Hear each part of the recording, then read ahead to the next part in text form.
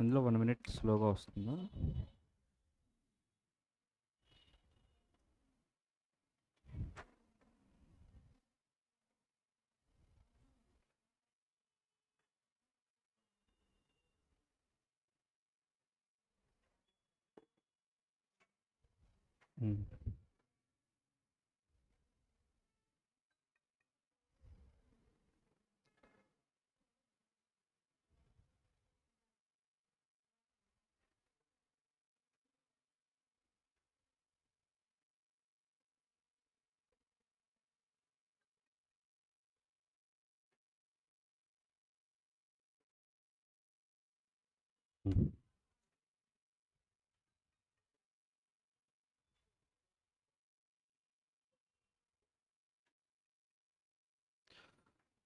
Okay, ma, shall we start?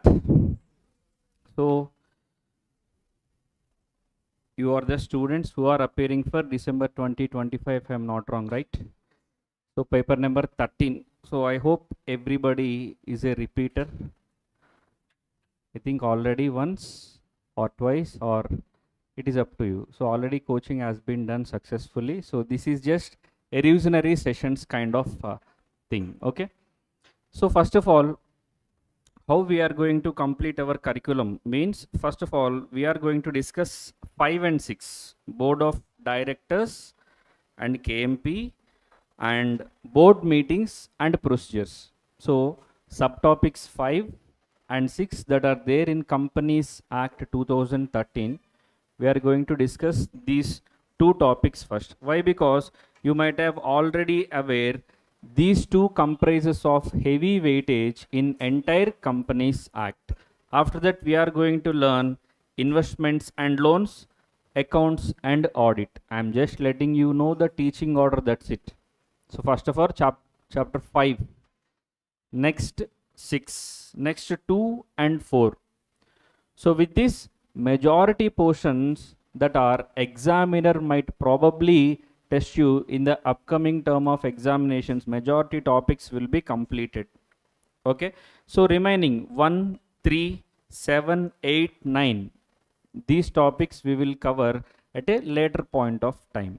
That means after completion of 5, 6, 2 and 4, we will think about remaining portion. Definitely we are going to cover each and every topic. No leftover topics. This is our promise. Okay.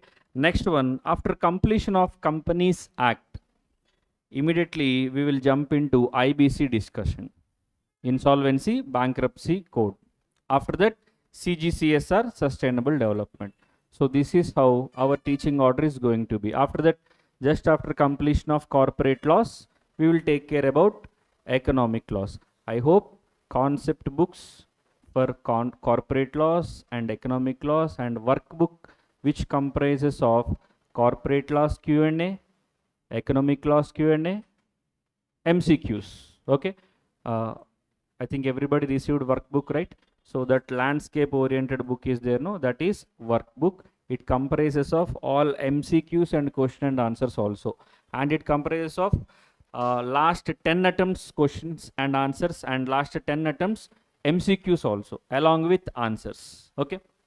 Whatever the resources we are providing, it those resources, if you properly go through and utilize those resources, these resources are more than enough for the success in upcoming December 2025 examinations. Okay, right. Thank you. Let's start with chapter number 5, board of directors and KMP. Board of directors and KMP, key managerial persons. There are certain attempts, I think you might already aware of this fact. There are certain attempts where just chapter number 5 and 6, that means board of directors and KMP, board meetings and procedures, only these two chapters alone contributes 40 plus marks in your examinations. In recently held June 2025 term of examination also, first case based MCQ, first 5 MCQs, I think you already wrote that exam, right? So 5 2s are 52. 5 2s are entama? First 10 marks coming from BOD case based scenario.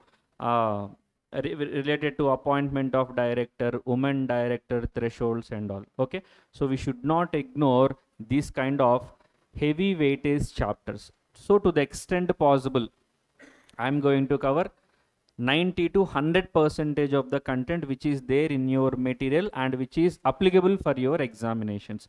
So let's discuss the structure of this board of directors and KMP topic first. So first of all, structure of this chapter is very simple. I think I have already written in handwritten book. Just a minute. Yes. So this is the structure actually. So total chapter number 5, board of directors and KMP chapter comprises of these topics. First of all, he will let you know about the director definition. 2 subsection 34. Director is a person who is appointed to the board of the company. Very simple. Director is a person who is appointed to the board of the company. He must be an individual, must not be a firm or artificial person or any body corporate. Okay. After that, minimum number of directors and maximum number of directors applicable for a company according to Companies Act 2013. Okay. Next one, types of directors, qualifications and disqualifications, appointment, reappointment, rotation, about DIN, how to obtain DIN, what are all the ways to obtain DIN, how many DINs a person can hold, resignation and removal, remuneration, powers and duties of directors, and about KMP, total rules relating to KMP, and some ABC points are there, not ABC analysis. I don't encourage selective study, especially in these two topics, board of directors and KMP, board meetings and procedures. Each and every point is relevant. And for your kind information, I am not doing ABC analysis for this paper number 13 also. For the syllabus completion, I am talking about.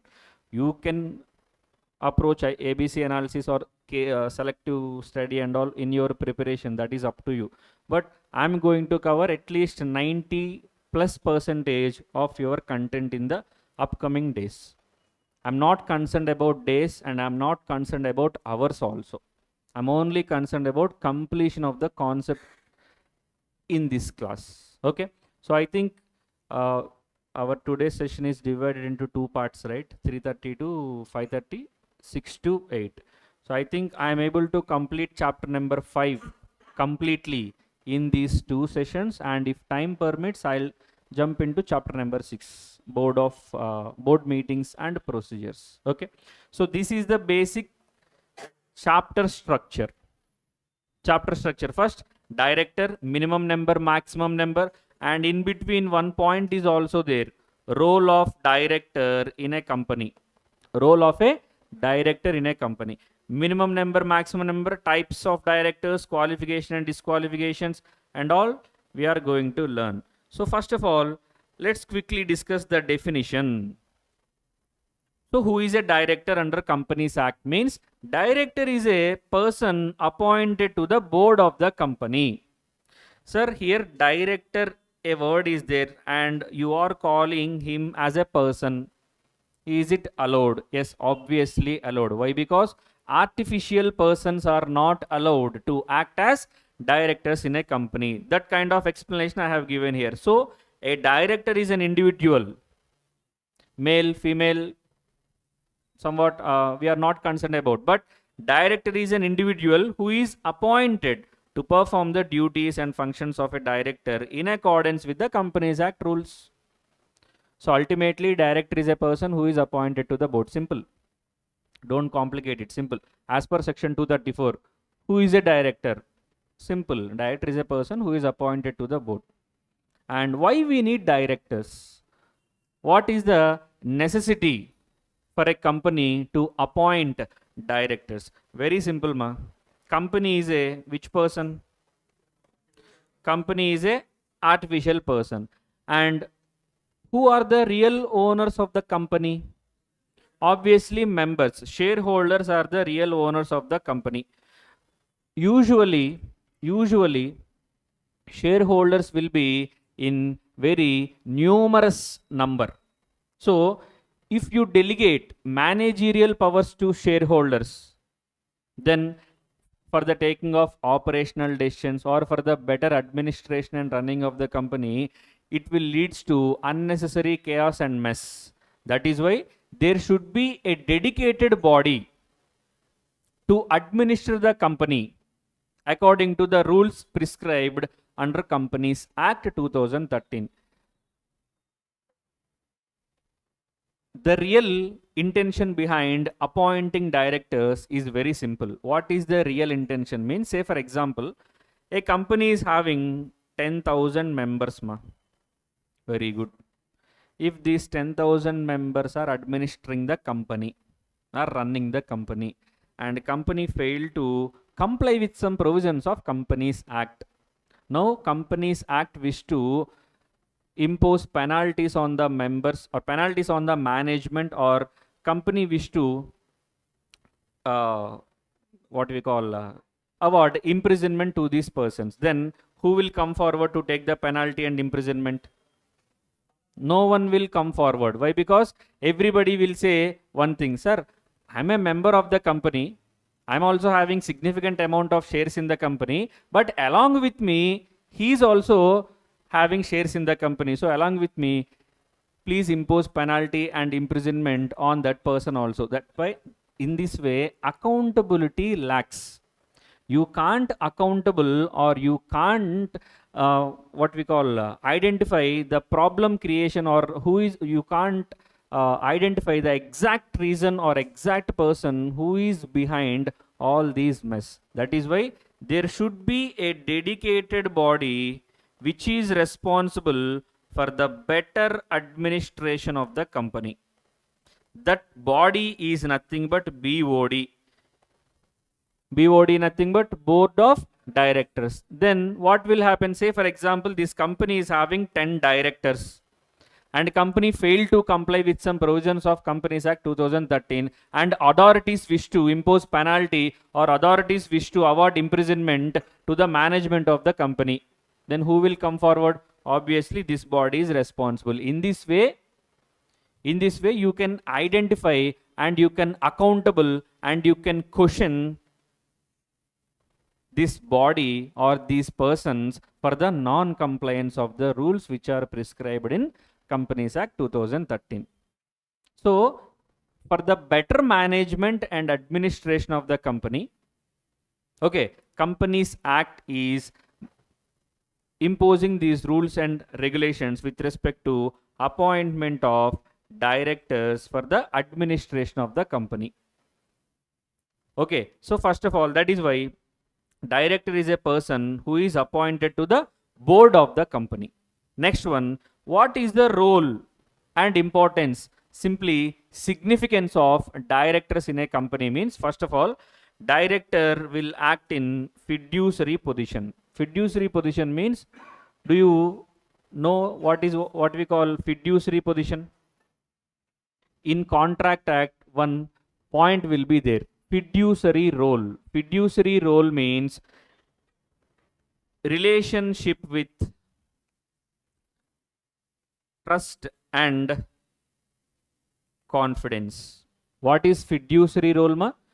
Fiduciary role means fiduciary relationship or fiduciary role means it is a role with trust and confidence.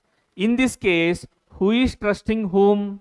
Members are trusting board of directors. That is why even though the members are the real owners of the company, they are trusting a body called BOD, board of directors, and they are delegating, they are assigning substantial powers to that board of directors for the administration of the company. Members are not directly and actively engaging in the decision making policy. They are delegating the full-fledged powers to a body. That body is simply called as board of directors. So first one is what, ma? fiduciary position. That means director is in a which position? Fiduciary position. Fiduciary position means relationship with trust and confidence. Second one, decision maker. Of course, for what purpose we are employing or we are appointing directors to a company? For decision making purpose. Third one, compliance officer. Do you know what is meant by compliance? Compliance means, yes, exactly, following the rules. Simply following the rules. Company has to follow the rules, ma. Very good. You know, I know, everybody know this point. Company has to follow the rules. Company is which person? Of course, artificial person. Company can't comply the rules and regulations on its own. Some body, some authority should be there. Okay, that authority is board of directors. That is why BOD has a role to act as a compliance officer on behalf of the company. Okay, next one, strategic planner. Yes, of course, it is a artificial entity. For that company, for that artificial person, you have to show a good way to follow. Why? Because one blind person can't show a better way to another blind person. That is why an individual's skillful persons are appointed for the administration of the company. He will act in a fiduciary position. He will act to take decisions. He will act as a compliance officer. He will act as a strategic planner. Last but not least, representative.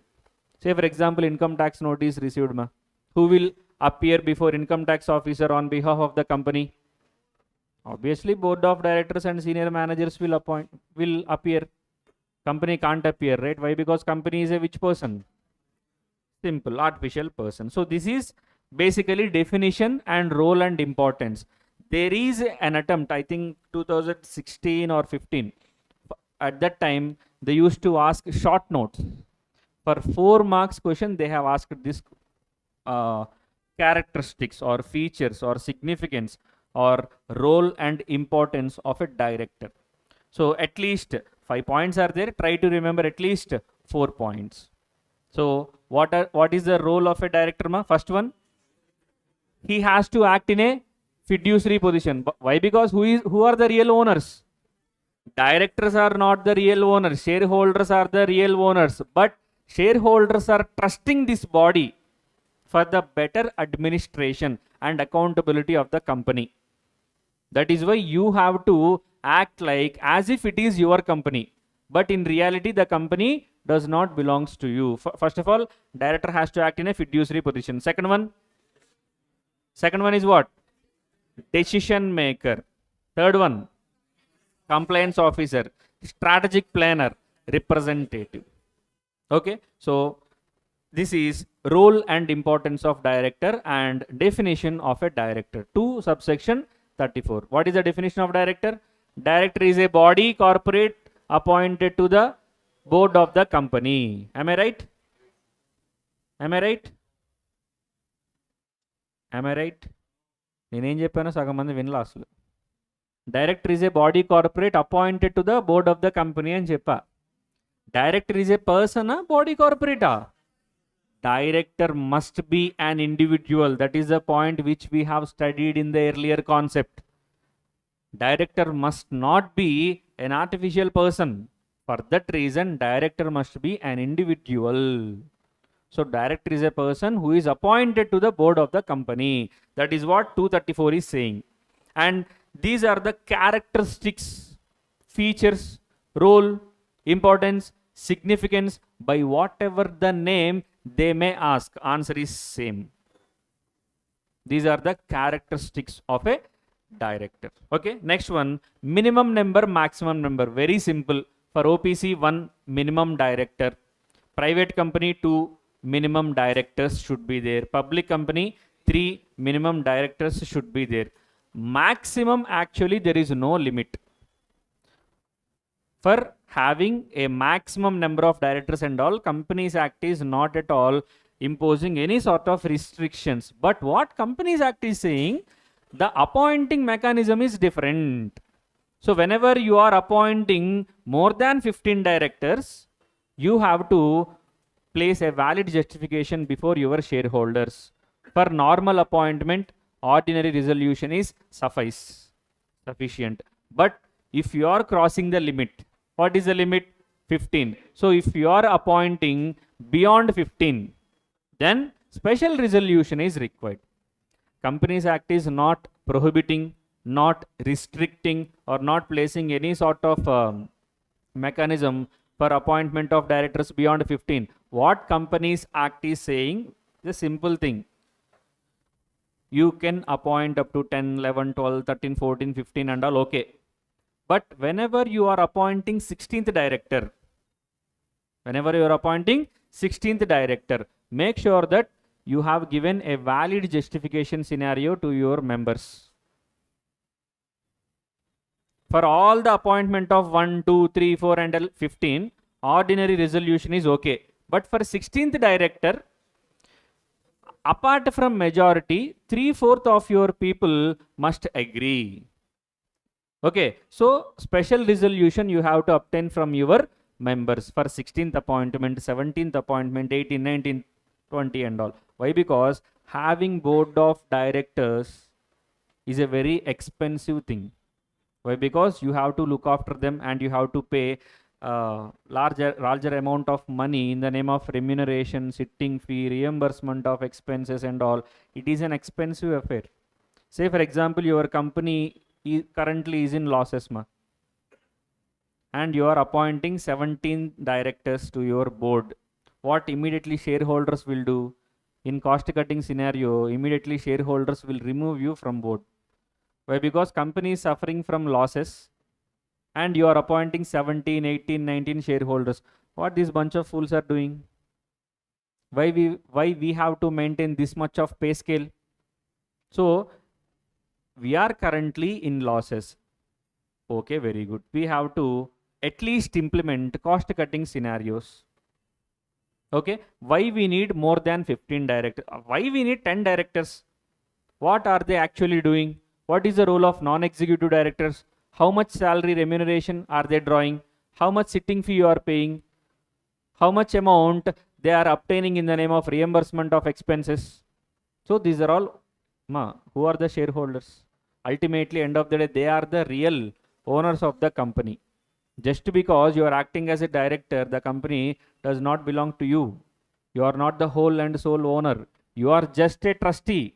That is why first point, fiduciary relation. The relationship between shareholders and directors is somewhat fiduciary. That means relationship with trust and confidence. So you have to act like as if the company belongs to you. But in reality, company do not belongs to you. Simple thing.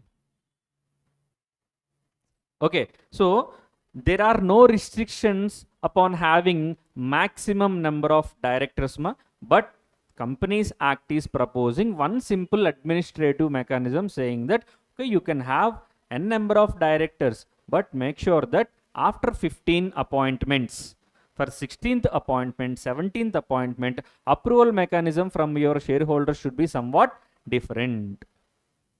You have to obtain their assent by passing special resolution, not just by passing ordinary resolution. If shareholders really feel that having this much of directors is waste of money and all, simply they will reject the resolution. So ultimate authority, who is having? Shareholders only. So that is why minimum number OPC 1, private company 2, public company 3. These are statutory minimums. Okay. Maximum number of directors 15. More by SR, more by SR, more by SR. Applicable for each and everything, each and every company, irrespective of the nature. Okay.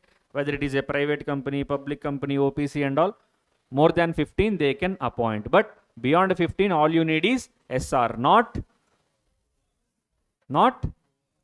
simple. Okay. Types of directors, very simple. 14 types, around 14.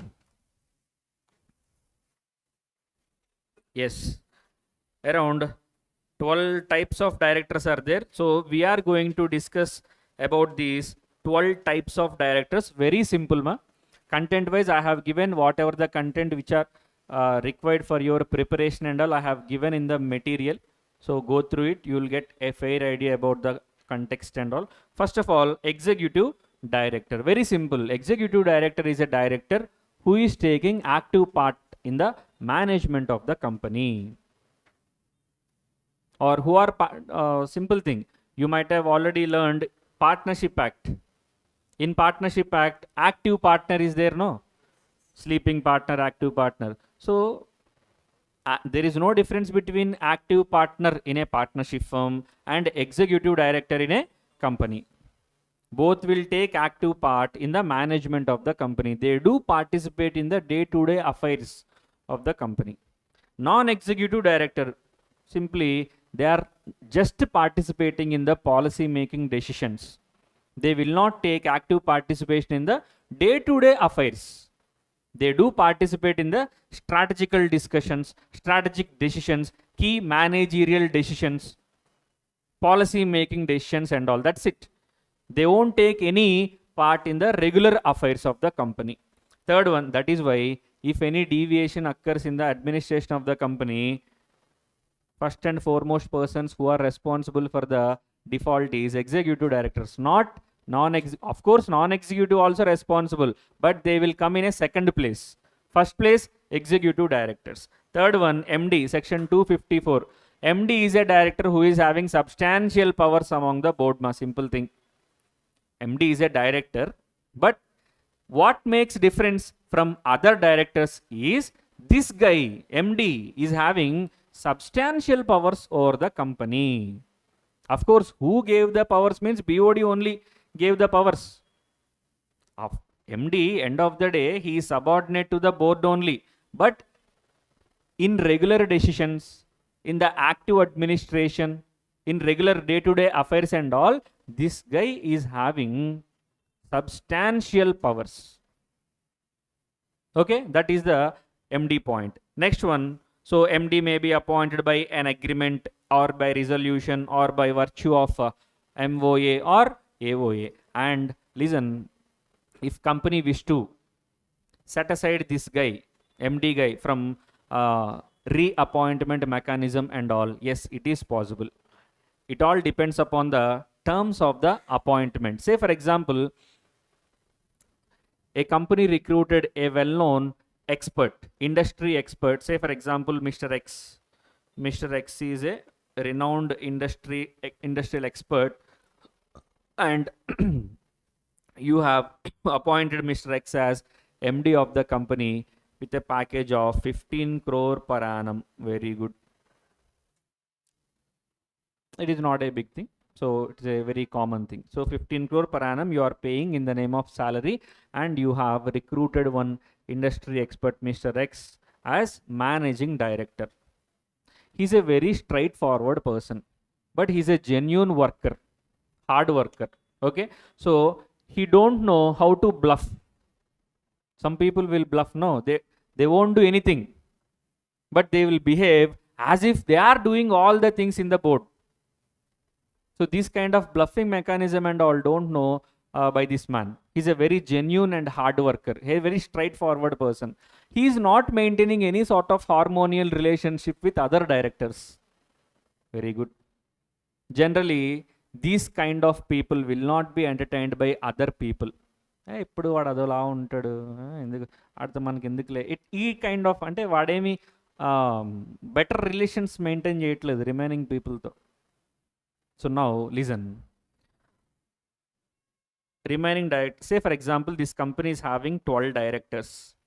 Out of these 12 directors, one of the director is Mr. X, renowned industrial expert and all. So apart from MD, how many other directors are there, ma? 11 directors are there. I have already told that he is a very genuine and hard-working fellow, very straightforward person. He is not having any sort of what we call masks and all. So he will question each and everyone. He is having substantial powers, MD. So he will question each and everyone if they are not doing their work properly. Obviously, these 11 directors are against to this person. But listen, this person is running the company in the best interest of the shareholders. In our childhood also, Max sir used to be there. he used to beat us a lot. Okay, no student will like Max sir. Why? Because he won't take any leaves and all, even though severe rain is falling and all, whatever the circumstance may be, he will end up in attending the class and all. And he wished to grab our games period also for the completion of syllabus and all. So no one will like Max sir. Why? Because he always teaches. He never be jovial with all of us and all. But end of the day, he is the one who is guiding us in a better way or in a correct way. So in this way, here also, Mr. X is a very hard-working fellow. But unfortunately, these 11 directors are not liking this MD, managing director. Now tell me, directly or indirectly, directors are having some sort of relationship with shareholders. వాళ్ళేమి different persons ఏం కాదు కమ్మా, ఏమంటారు, వాళ్ళకి కొన్ని channels ఉంటాయి కదా, communication channels. So in practical, in reality I'm saying about. So what these 11 directors will do, these 11 directors will influence shareholders, saying that this fellow is not a hard-working fellow, he's always wasting our company resources and all. Actually, these guys are wasting the resources, and in return, these guys are complaining to shareholders against the hard-working fellow, saying that this guy is not working properly, he's just simply wasting the company resources and all. By listening to them, what shareholders will do, they'll simply remove this person from in the next reappointment. Rotation process will be there, no? 2/3 must be rotational directors, 1/3 must be retiring directors and all. Rotation concept will be there, no? In that rotation shit, they will flush out this MD from the company. Who recruited this company who recruited this person, well-known industrial expert, by paying 15 crore salary? Management or promoters or chairman by paying a large amount in the name of remuneration, they recruited this hard-working fellow, and he is the only person who is acting according to the best interest of the company. Unfortunately, he end up in the retirement. ఏదో మంచికి రోజులు లేవు అంటారు కదా తెలుగులో, simple అంతే. So this hard working fellow don't get reappointment point. So he is not continuing with the company. Ultimately, who will be at losing stake? Say for example, if this kind of hard-working fellows are going out of the company, who is at losing stake? Company or ultimately shareholders. That is why whenever promoters, chairman or some other board of directors are recruiting a person for the position called MD, they are having one power. What is that power means? They are having the powers to exclude this MD fellow, managing director, from this rotational mechanism shit. That means he is secured until he is retiring from the company for 5 years, maximum 5 for 5 years. You can appoint according to schedule 5 part 1, appointment of MD, manager or whole-time director. Maximum for 5 years you can appoint. Say for example, company appointed you as managing director for 5 years and you are excluded from the rotational mechanism. Then you can work in the company in a peaceful way. Why? Because you no need to care about upcoming elections, upcoming reappointment processes, upcoming retirement processes. Why? Because you are beyond the powers. So that rotational mechanism and all not applicable for you. You can work with a free mind. Otherwise, what will happen? Even though you don't like some things and all, so what you have to do means you have to satisfy the remaining board of directors. They are not working, you are working, but you have to satisfy them in order to secure your employment with the company. For your chair, for your position, for your employment, for your salary, for your identity, for your remuneration and all, you have to satisfy the remaining bunch of fools. In spite of your hard work, you have to do all this bootlicking process and all. That is why at the time of recruitment itself, board of directors are having powers to exclude this fellow. Who is that fellow? Managing director. From which mechanism? Rotational mechanism.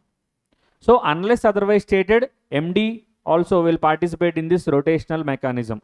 But if the terms of his appointment are specifically excluding this fellow from the rotational mechanism, then MD is need not to participate in this rotational mechanism. That is why what is the point? MD may be appointed by an agreement, resolution, MOA, AOA. In the appointment and reappointment process, I'll tell you, I have already included this point. Just a minute. These are all disqualifications. Yes. Reappointment process.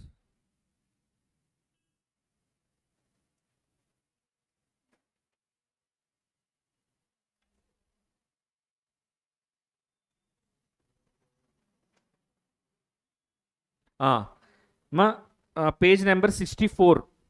Page 64. Page 64 lo, please read the third point. Page 64. Please read the third point. Directors who are included in the rotation. Director who are included in the rotation. Third point is there, no? Read the third point. What the third point is saying? Managing directors and WTDs can be included in the rotational pool unless their appointment terms exempt them. That means persons who are appointing, usually board of directors, while recruiting MDs and whole-time directors, they are having powers to exempt them from this rotational mechanism. Whether they will exempt them or not, it all depends. It is a question of the fact. Varies from case to case. They may exempt or they may not exempt. It all depends. So this is the point which I am talking about from last 5 minutes. Okay. So MDs and WTDs, unless otherwise stated, they should also include in this rotational pool. If their appointment terms exempt them, then they don't have any need to participate in this rotational mechanism. So that is the point. Okay. Next one. MDs involved in day-to-day management. Why? Because they are having substantial powers. Substantial powers are given for the day-to-day administration only. So MD is a executive director, non-executive director. MD, obviously he is a executive director. Last point is very important. Listen, only one MD is allowed for a company. Having multiple MDs is not allowed. If you wish to properly distribute the work among the persons in the name of MD, you can have the multiple MDs by the name of joint MD, but MD1, MD2, MD3 not allowed. Having multiple MDs for a single company not allowed as per Companies Act 2013. If you wish to have multiple persons, you can have them by the name of joint MD. Okay. Next one, whole-time director, WTD. Whole-time director is kind of an employee in the company.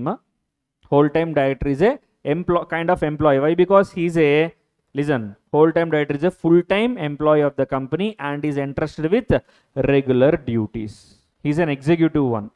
Includes executive directors, subordinate to the board and MD, and required to devote his whole working time to the company. Whole-time director, he has to attend regularly to the company. He has to take care about day-to-day affairs of the company in a full-fledged manner. Okay. Next one, independent director. First four clear? My executive, non-executive, MD, WTD. These are the 4 points which we have covered so far. Executive means executive director is a director who is taking active participation in the day-to-day affairs of the company.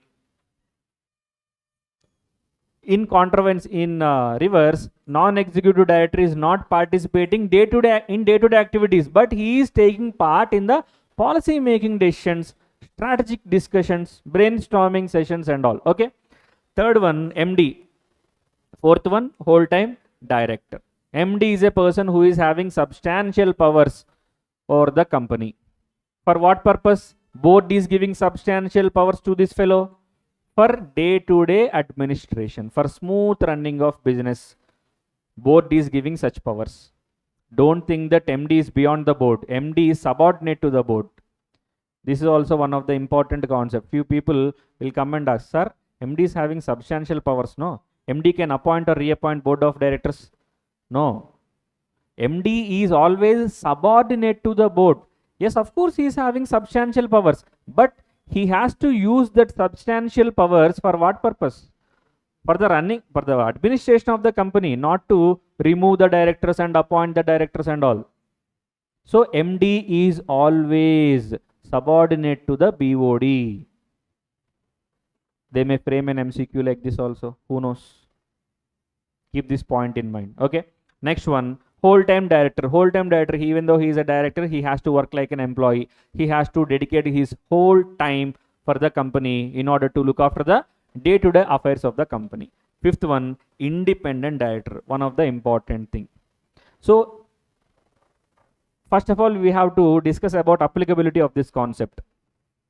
Independent director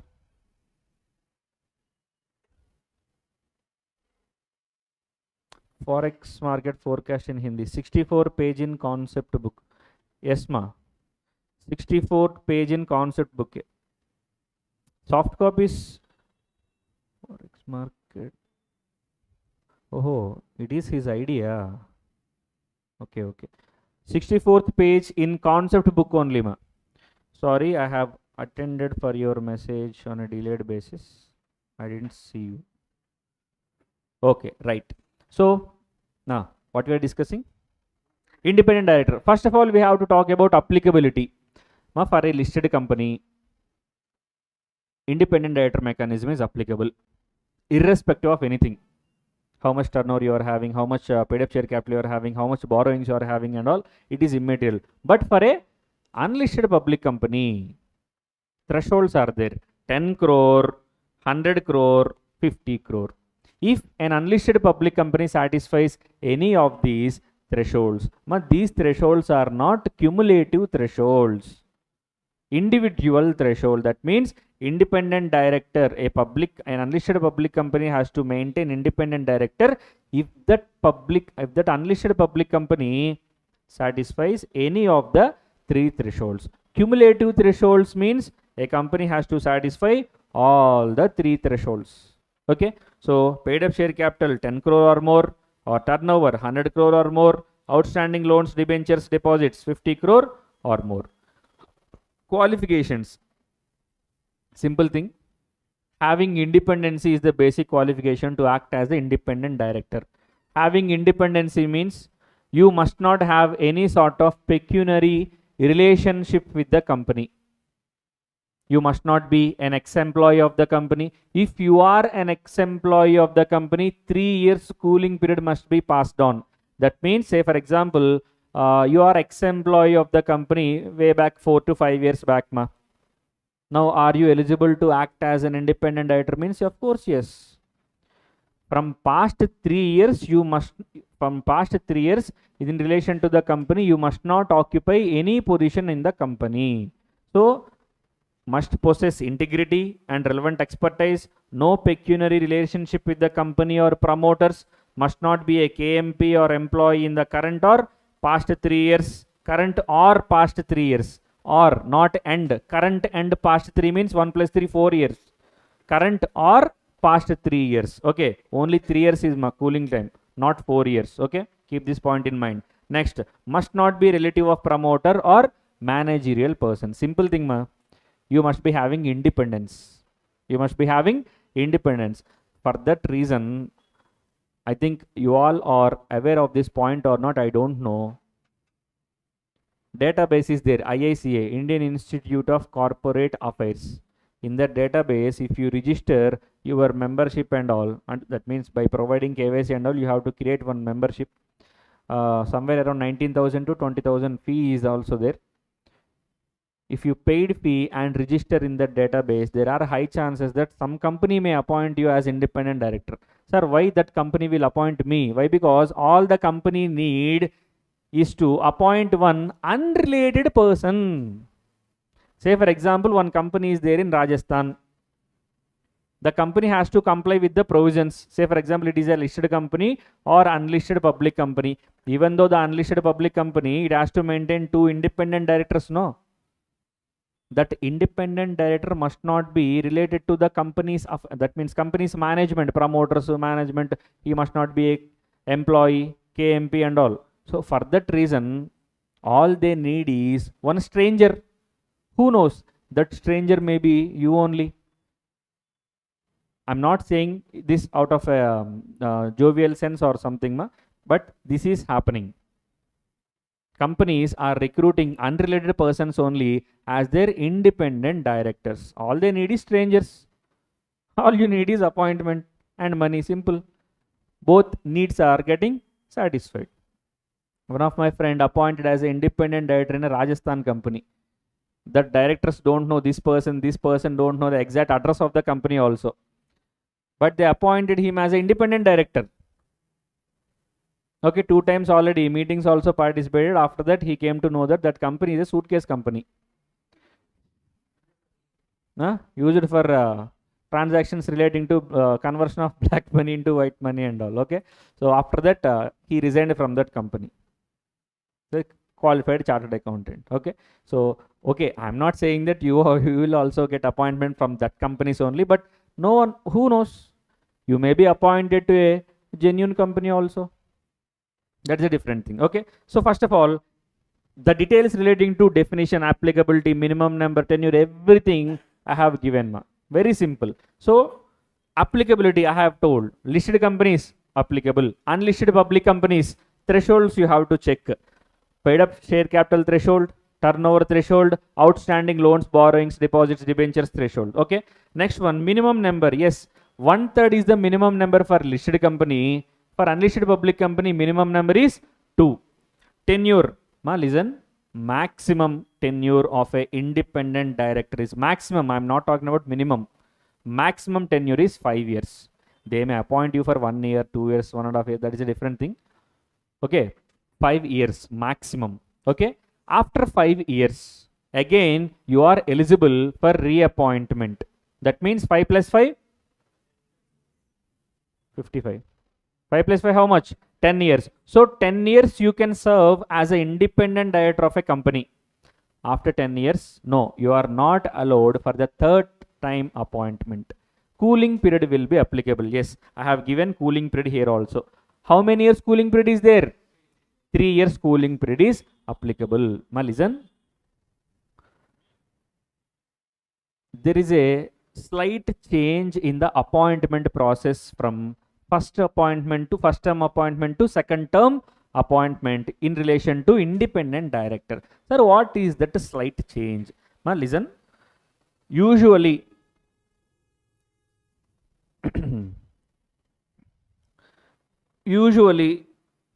board of sorry, let's talk about first IDs first. ID means independent directors. So usually IDs will be appointed by members based on the recommendations given by BOD. That means who will recommend? BOD will recommend. Ultimately, who will appoint? Members will appoint in the general meeting by passing which resolution? You very well know. Ordinary resolution. This is the appointment process.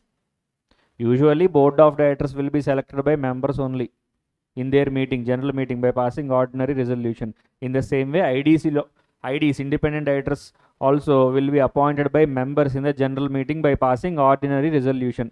Okay, in some cases, BOD also straight away they can appoint by passing board resolution, but later on they have to ratify the decision in the general meeting. That is a different thing. Okay, so now listen. What I am trying to convey is, in first term of appointment,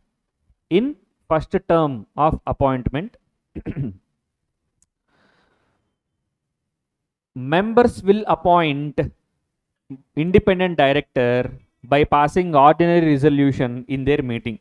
That is first point. If the members are appointing the same person for the second tenure, if the members are appointing the same person for the second tenure, then OR is not sufficient. They have to pass SR. That is the difference. Okay. Director can serve as independent director of a company for 2 consecutive terms, no restriction. But appointment mechanism is varying. Kindly observe this point. For first term of appointment, okay, OR by members is sufficient. But for second term of appointment, OR by members is not sufficient. Why? Because all you need to aspire for a independent person. This person already low power mode. This person already serves 10 years, 5 years in the company. Just a minute, ma.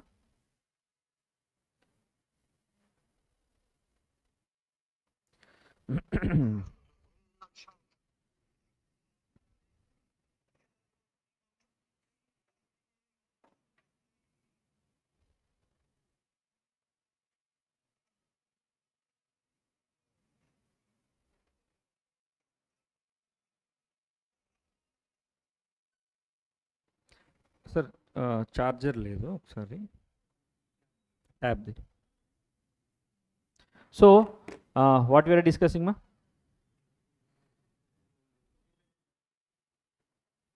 So independent director, we are studying that appointment process. So you have to aspire for a biased person or unbiased person for the role of independent director. You have to select an unbiased person, and you have to select that unbiased person for the role called independent director. Okay, but already this person serves 5 years in his tenure. Again, you are considering the same profile for the appointment as independent director. Then somewhat familiarity will be occurred, and there is a chance for expressing decisions on a biased way. Why? Because on first day or on first tenure, okay, you might act on an unbiased way. But as the time passes, licensing will occur. Familiarity will occur. The relationship between you and executive directors may improve. They may help you and all. But due to this licensing and familiarity, you may tend to act in a biased way. For that reason, for second appointment, initially you are not allowed actually. Okay, but if the person is a genuine person, who knows? For that reason, Companies Act is giving a facility to appoint the same person for the second tenure also. That means 5 plus 5, maximum 10 years, that person can cater to the needs of the company in the position called independent director. But make sure that for second term of appointment, members has to approve this decision by passing special resolution. That is the only important thing in the second time. Remaining and all same. And one more thing you have to remember, after serving 2 terms, he is disqualified to act as a independent director for third time. How many years he is disqualified? Disqualified means cooling period will be applicable. For 3 years, he should not act as a director in the same company. Okay, 3-year cooling off period is required before appointment. That is the thing. Okay, appointment, retirement by rotation. Yes, these kind of retirement provisions are not applicable. Specifically, independent directors are excluded from this rotational mechanism. Okay, remuneration depends. Sitting fee you can give. Lot of students are having doubts with respect to this position. Profit related commission. Sir, how come independent director may take part in the profits and all? You are not giving share in the profit, you are giving commission in the profit. Share in the profit and commission in the profit, both are not same. Share in the profit, no director is eligible. Why? Because you are not the owner. Shareholders are the owners. Okay, you are giving not share in the profit, commission in the profit. Commission in the profit means, say for example, during the course of better administration of the provisions, nowadays many companies are using this mechanism, PBPs, performance based payments. What are PBPs? performance based payment. Say for example, they will implement this mechanism in order to motivate the directors to work hard for the betterment of the company. Say for example, in the previous year your profit is 42 crores ma. In the previous year your profit is how much? 42 crores.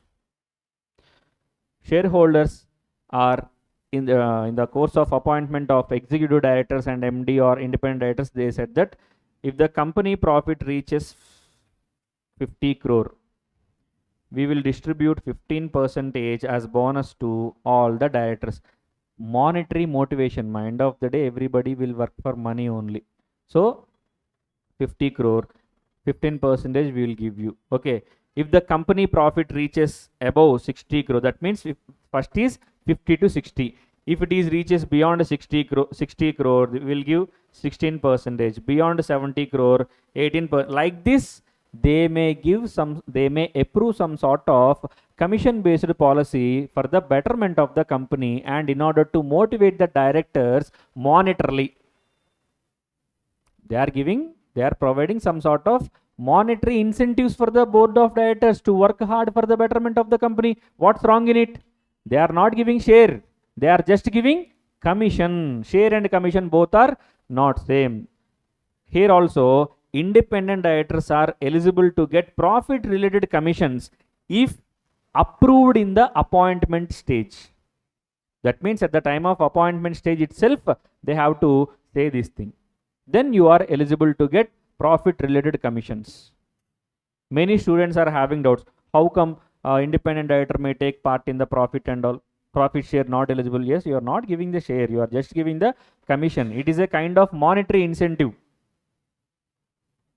in order to alert executive directors on a timely basis, in order to motivate the executive directors. So these kind of commissions shareholders will approve. That is a different thing. Next one, ESOP is not at all allowed. Why? Because whenever you give ESOPs, where is biasness? He will become the part of the company. Member of the company only, no? So one of the beneficial owner he will become. Where is the biasness? That is why ESOP is not at all allowed. Disqualification.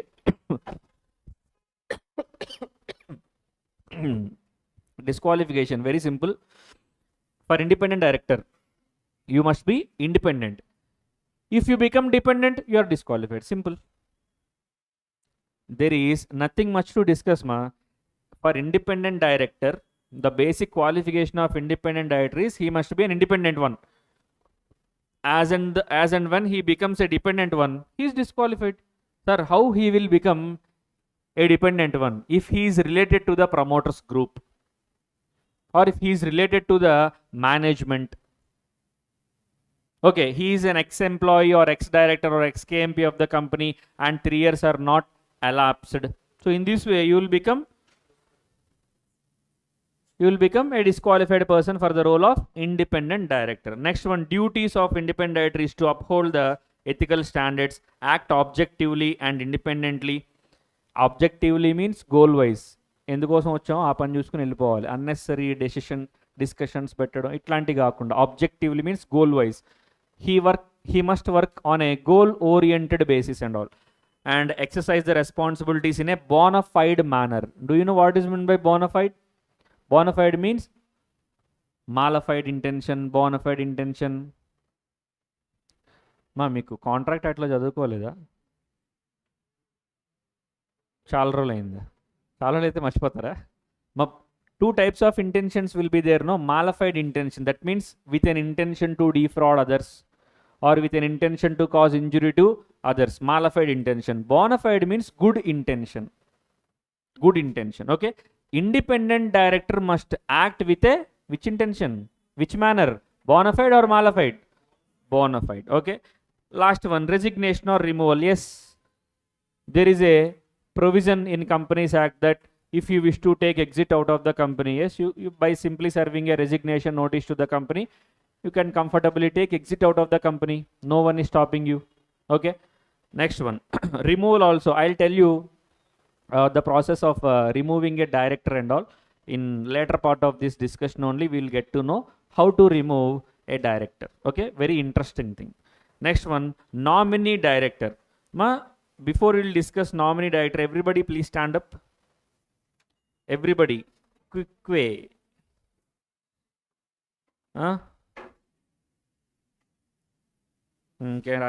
Okay. So అక్కడ ఒక person ఉండాలి, ఆ person right. So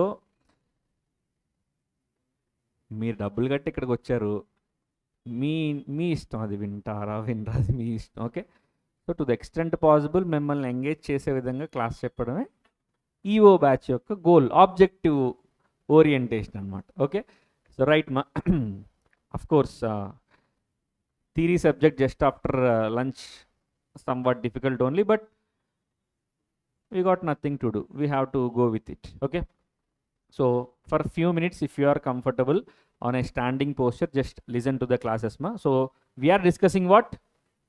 Classification of directors or types of directors. First one, executive. Second one, non-executive. Third one, managing director. Fourth one, whole time, not full time director, whole time director. Fifth one, independent director. Independent director is somewhat difficult, we have to invest more time in the discussion and all. That's why because the manner of applicability, qualifications pertaining to independent director are somewhat difficult when compared with other positions. Okay, tell me about applicability of independent director. Listed company very easy. Why? Because irrespective of anything, having independent director for a listed company is mandatory. For unlisted public company, tell me. Paid up share cap to 100 crore. Very good.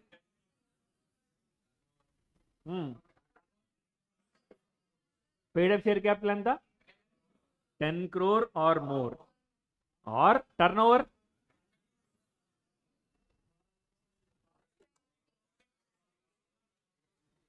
outstanding borrowings in the name of deposits, debentures, loans, whatever they may be, 50 crore or more. So all these rules are cumulative satisfactions, right? Cumulative satisfaction. Cumulative satisfaction means a company has to satisfy all the three conditions. No, if any one condition gets attracted, it has to maintain independent director. We are talking about unlisted public company, not listed company. Listed company, everything is irrespective of anything, it has to maintain IDs. Total, out of the total strength of directors, 1/3 must be IDs. Idli dosa. So ID means what? Independent director. Okay, for unlisted public company, minimum number is 2. Minimum number is 2. Okay, so these are the points we have covered so far. I think 5 directors we have completed. Okay, so executive, non-executive, managing director, whole time director, independent director. Even before classification of directors, what are the topics we have completed? We came across the definition of a director, we came across the significance of director, we came across minimum number and maximum number. Director is according to section 234, who is a director? Director is a person who is appointed to the board of the company.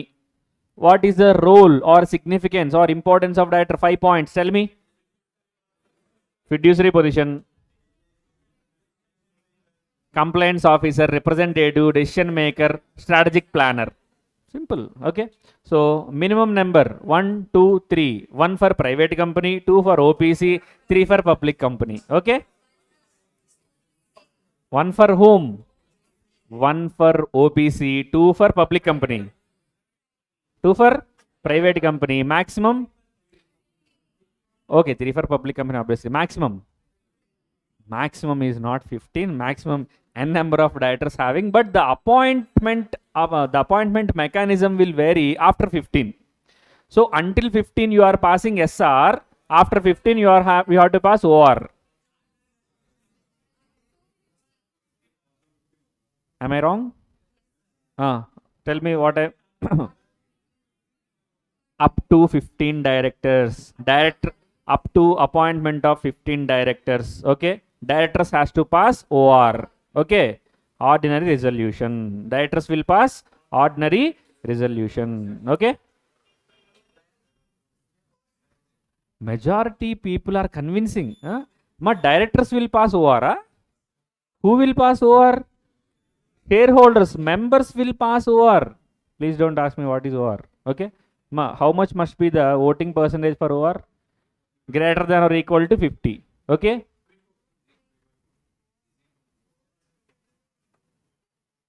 Brand OR ordinary resolution. Okay. So not 3/4 majority. Okay. Tell me, what is the voting percentage required for OR? Greater than or equal to 50%. Okay. Okay. Okay.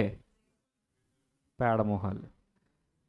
Greater than or equal to 50 anna. Say for example equal to 50 go. Say 50% of members are saying yes, 50% members are saying no. Now tell me, ordinary resolution set to be passed greater than or equal to 50? No, greater than 50. Yes, it must be greater than 50. Many students will fall into confusion. This greater than or equal to limit to, less than or equal to limit to, greater than or equal, both are not same. Greater than or equal. In special resolution, you may have this kind of wording, greater than or equal to 75%. Okay, no problem. But for ordinary resolution, greater than or equal to 50 is a cuss word, bootu. Okay, greater than or equal to 50 kaadu. Not at all greater than or equal to 50. It must be greater than 50 for OR. Who will pass OR? Obviously members. I'll tell you one simple thing. I don't know whether you know this point or not. Resolutions will be classified in members meeting only. For board meeting, there are no ordinary resolution concept, special resolution concept and all. Only one resolution. Resolution passed or not, that's it. In some rare cases and all, unanimous resolutions they will pass. BOD, I am talking about. In members meeting only, 3 resolutions will be there. Ordinary resolution, special resolution, unanimous resolution. Unanimous is somewhat rare. Okay, for managing purposes and all, only 2 resolutions will be there in general meeting. Ordinary, special. For board meeting, no such ordinary, special will be there. Only one resolution. Board resolution passed or not. Sir, when board resolution is set to be passed? Simple. Majority of the directors who are attending for the board meeting, if they say yes, resolution set to be passed. Majority of the board of directors are saying no, then resolution set to be rejected. Simple. So kindly do observe this difference between general meeting and board meeting. In general meeting, 2 types of voting will be there. Ordinary resolution, special resolution. But for board meeting, only one resolution. Board resolution, that's it. That's why only one question you have to ask in board meeting, whether resolution passed or not. That's it. Passed in ordinary way na, passed in special way na. That kind of differentiation will not be there in board meetings. You have to keep this point in mind. Next chapter, board meetings and procedures, very, very important. At that time, we are going to face this kind of mechanism and nomenclature in a very frequent way.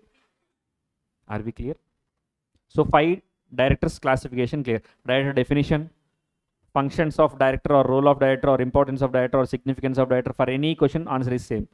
Okay, and next one, types of directors: executive, non-executive, managing director, hold-on director, independent director. 5 completed. 6th one, we are discussing nominee director. Okay, so కూర్చోండమ్మా ఒకసారి.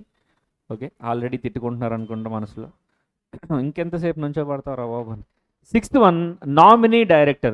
Listen, nominee director will not act according to the interests of the company or shareholders. Nominee director under no obligation to act according to the interest of the members. Do understand this point. Why? Because nominee director has to act according to the interest of the members or body or organization or entity or institution which is nominating him. Why? Because nominee director will not be appointed by members. Nominee director will not be appointed by members. Nominee director will be appointed by, say for example, bank, financial institutions, central government, tribunal. Okay, they will appoint or they will nominate one person as nominee director. Say for example, okay, Canara Bank is there. You approached Canara Bank for loan. They said that okay, we will give loan, but we wish to know what is exactly happening with your company. For that purpose, we will appoint one person. That means we will appoint one spy to know exactly what is happening with your company and all. Very good. Okay, so that person who is acting or who is nominated by Canara Bank, he will be called as nominee director. His role, his duty is to protect the interest of Canara Bank, not to protect the interest of your members or directors of company. In any decision, he always think about only one point. Is it affecting the interest of our bank? If yes, he has to say objection. If no, he will stay silent. Simple. So nominee director will be acting according to the interests or instructions of the institution or bank or government or tribunal which is nominating him. Very simple. Nominee director will not be appointed by members in the general meeting. Are we clear? So nominee director. So a director nominated by financial institution, bank or government as per law or agreement. Sir, why agreement? I just told you a simple example. You approached Canara Bank for loan. In that agreement itself, they mentioned that we will give loan, but make sure that we have our representation in your board. Subbarao is our dedicated manager of so-and-so branch. You have to recruit our Subbarao as the board of director in your board. That means they are appointing a spy. Now, Subbarao is the nominee director. He has to represent Canara Bank interests in the board, not members' interest or company interests or board of directors' interest. Okay. So, appointed by third parties such as creditors or debenture holders or someone else. Their role is to protect the interest of the nominating party. See, whose role, ma? About whose role we are discussing? Nominee director role we are discussing. Nominee director's role is to protect whose interests? Nominating party interests, not according to company interest or members interest and all. Okay. So, 6th one clear? 7th one, alternate director. Very simple. Alternate director. If a director is going out of station, out of country, not out of station, out of country for a minimum period of 3 months or more, then in emergency case or for any other representational purposes, one agent or one representative should be there. For that purpose, that person who is going out of the country for a minimum period of 3 months or more, he has to appoint one person. That person is called alternate director. As and when the original party returns, he has to vacate the office. Simple. Okay. The powers of alternate director will resume only if the person who is going out of the country for a minimum period of 3 months or more. Say for example, a director is there. Director went to vacation for a period of 5 days. Does the company require alternate director? No. If a person is going out of the country for a minimum period of 3 months or more, then only alternate director requirement will be arised. Simple. Okay. So usually alternate director and additional director will be appointed by BOD itself, not by members. Okay, I'm not saying that members should not appoint alternate director and additional director, but usually BOD will appoint. That is the regular scenario. I'm not saying that members are prohibited, members are banned, members have no power and all. Whose company it is? Members company or directors company? Members company. So members are not prohibited, but usually directors will be taken care of these duties and all. What duties? Appointment of alternate director, appointment of additional director. So when it comes to alternate director, a director appointed to act in place of a director who is absent from India for at least 3 months. Condition: can be appointed if authorized by articles or resolution cannot be appointed for IDs unless qualified. Say for example, you appointed one well qualified person for the position of independent director. He is going out of India for 6 months, and he appointed one of the employee as alternative director for independent director. Now the whole spirit of the rule is deviating.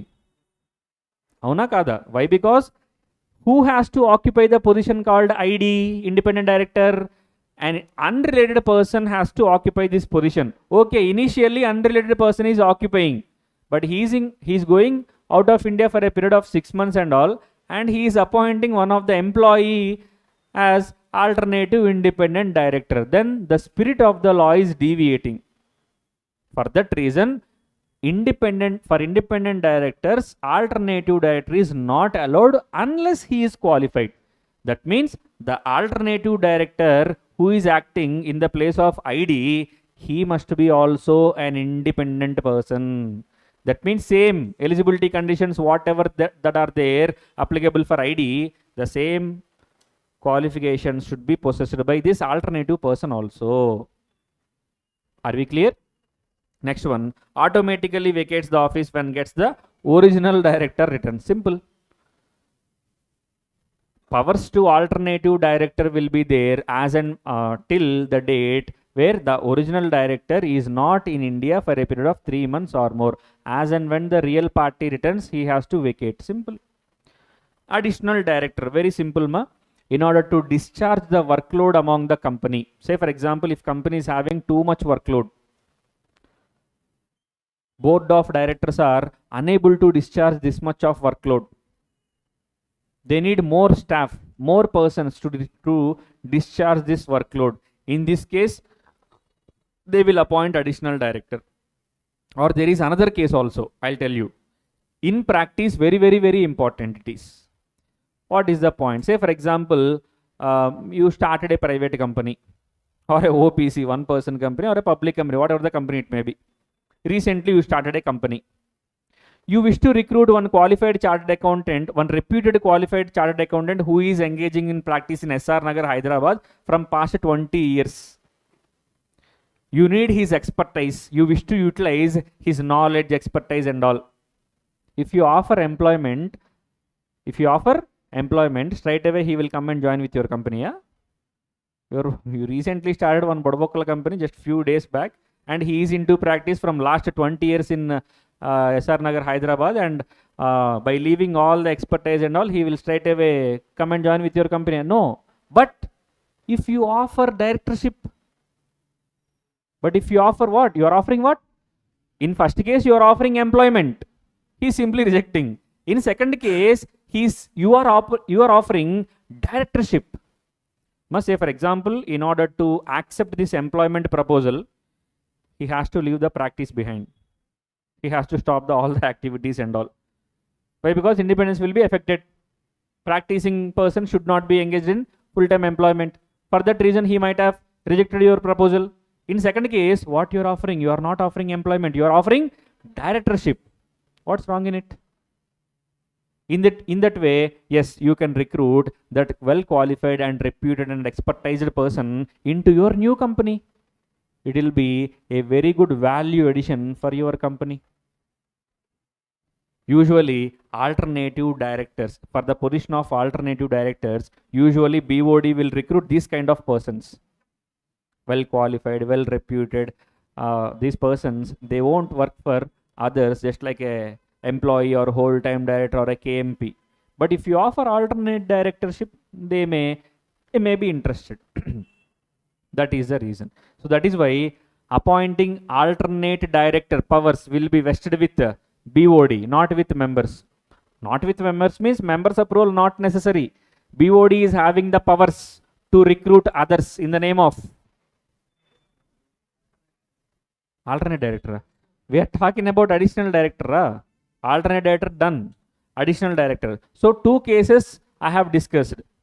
Why a company need additional director? Two cases. First one, to discharge the heavy workload burden that is there on the board of directors. Okay, this is a genuine case. Second genuine case, If the company wish to utilize the expertise or reputation possessed by some qualified person, in order to have that kind of reputed person in your board, you will recruit him in the name of additional director. In the name of what? Additional director. Simple thing. So this is all about additional director. Simple, appointed by board between two AGMs if AOA permits. Key points: hold the office only up to next AGM. Yes, this is a important thing. The tenure of additional director is until the conclusion of AGM, next AGM only. If AGM is not convened according to the rules of Companies Act, there must be a last date, no? 180 days last date will be there, no? That supposed date will be the last date for the tenure of additional director. He has to vacate the office, ma. For 3 years, 4 years, 5 years, just like the appointment of MD and all, you can't appoint additional director, only 1 year. If you still need his services, again you will appoint. Like that, n number of times you can have the additional director in your board. Last one, board must have authorization in AOA for such appointment. That means board members must delegate the authority to board via articles of association, saying that, okay, if you need extra force means staff, man force, okay, so you can recruit them. For that recruitments and all, you don't need our approval. We are giving blanket approval for you through AOA.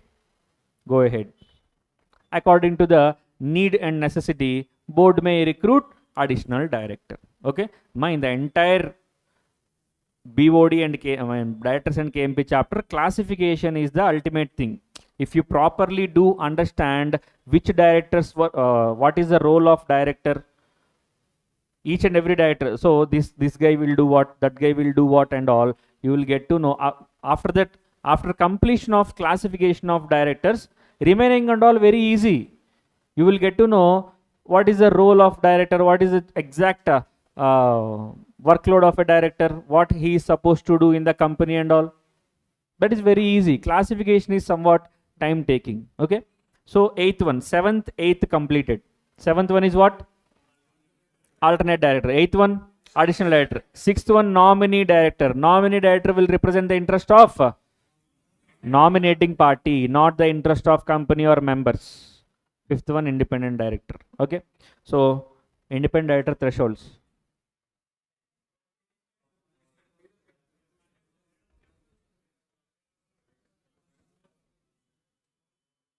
Railway స్టేషన్లో సమోసా వస్తుంది చూసారా, ఏం అర్థం కాకుండా అందరూ మాట్లాడుకుంటారు, same అంతే ఉంది. మరి థ్రెషోల్డ్స్ ఆఫ్ ఇండిపెండెంట్ డైరెక్టర్ ఏంటమ్మా? First of all, paid up share capital 10 crore or more, turnover 100 crore, outstanding loans 50 crore or more. So casual vacancy director, one of the simple concept, listen, casual vacancy will be arranged in a company only if the director appointed by members in the general meeting, if say for example, I'll tell you a simple thing. So a company called X Limited is there. They are conducting AGM, annual general meeting. In that AGM, company appointed 14 directors. How many directors, ma? 14 directors. Out of these 14 directors, one director is leaving the company early. Leaving the company early means ఇంటికి వెళ్ళిపోతున్నాడని కాదు. By simply serving the resignation, he is leaving the company by simply serving the resignation to the remaining directors. That means vacancy is arising in the board. This person is appointed by members in the general meeting. So if a director is appointed by members in the general meeting and the director is leaving the company by for whatsoever reason, it may be vacancy may be happened due to resignation, removal, death, disqualification, insolvency, unsound mind, whatever the reason may be.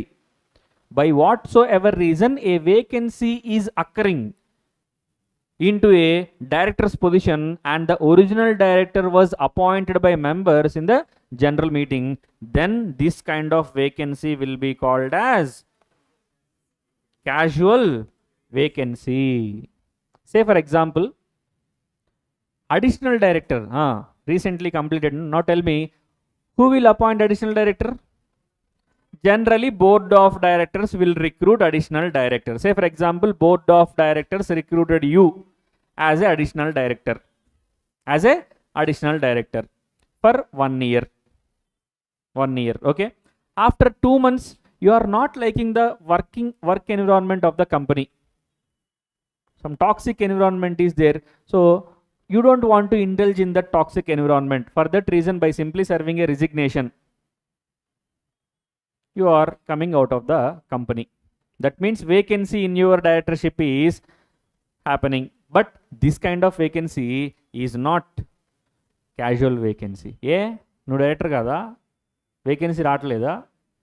But your vacancy will not be considered as casual vacancy. Why? Because only one reason, you are not being appointed by members in the general meeting. So every vacancy is not a casual vacancy. Repeat. Every vacancy is not a casual vacancy. Those vacancies,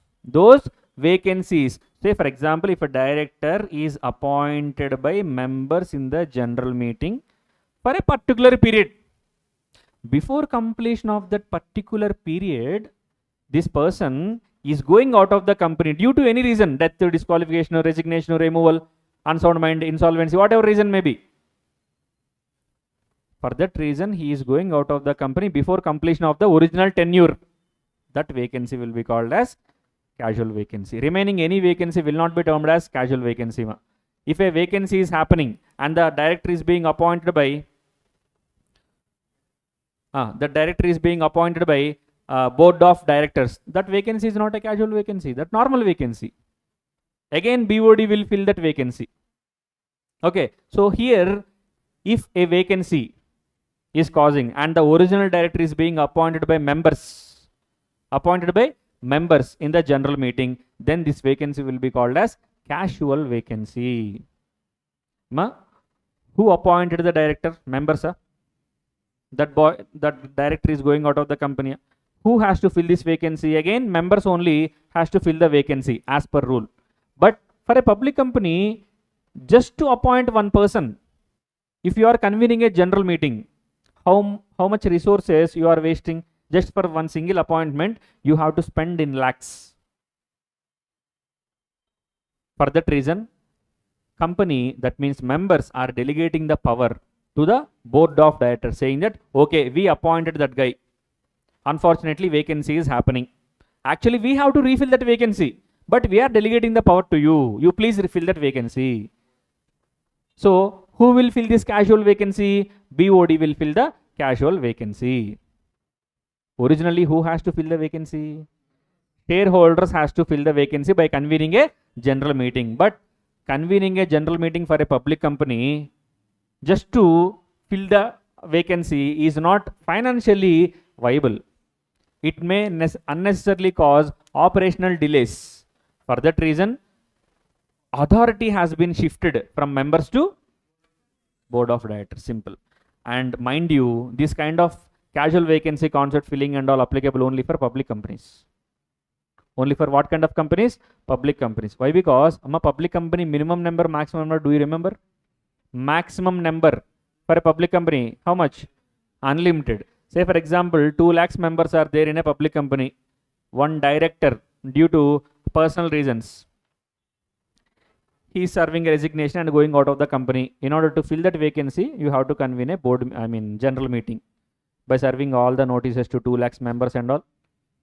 So it is not financially viable. You might spend 10 lakhs or 15 lakhs for the convention of general meeting, and the board of directors salary is 5 lakhs. Super. Okay, charana kodiki barana masala.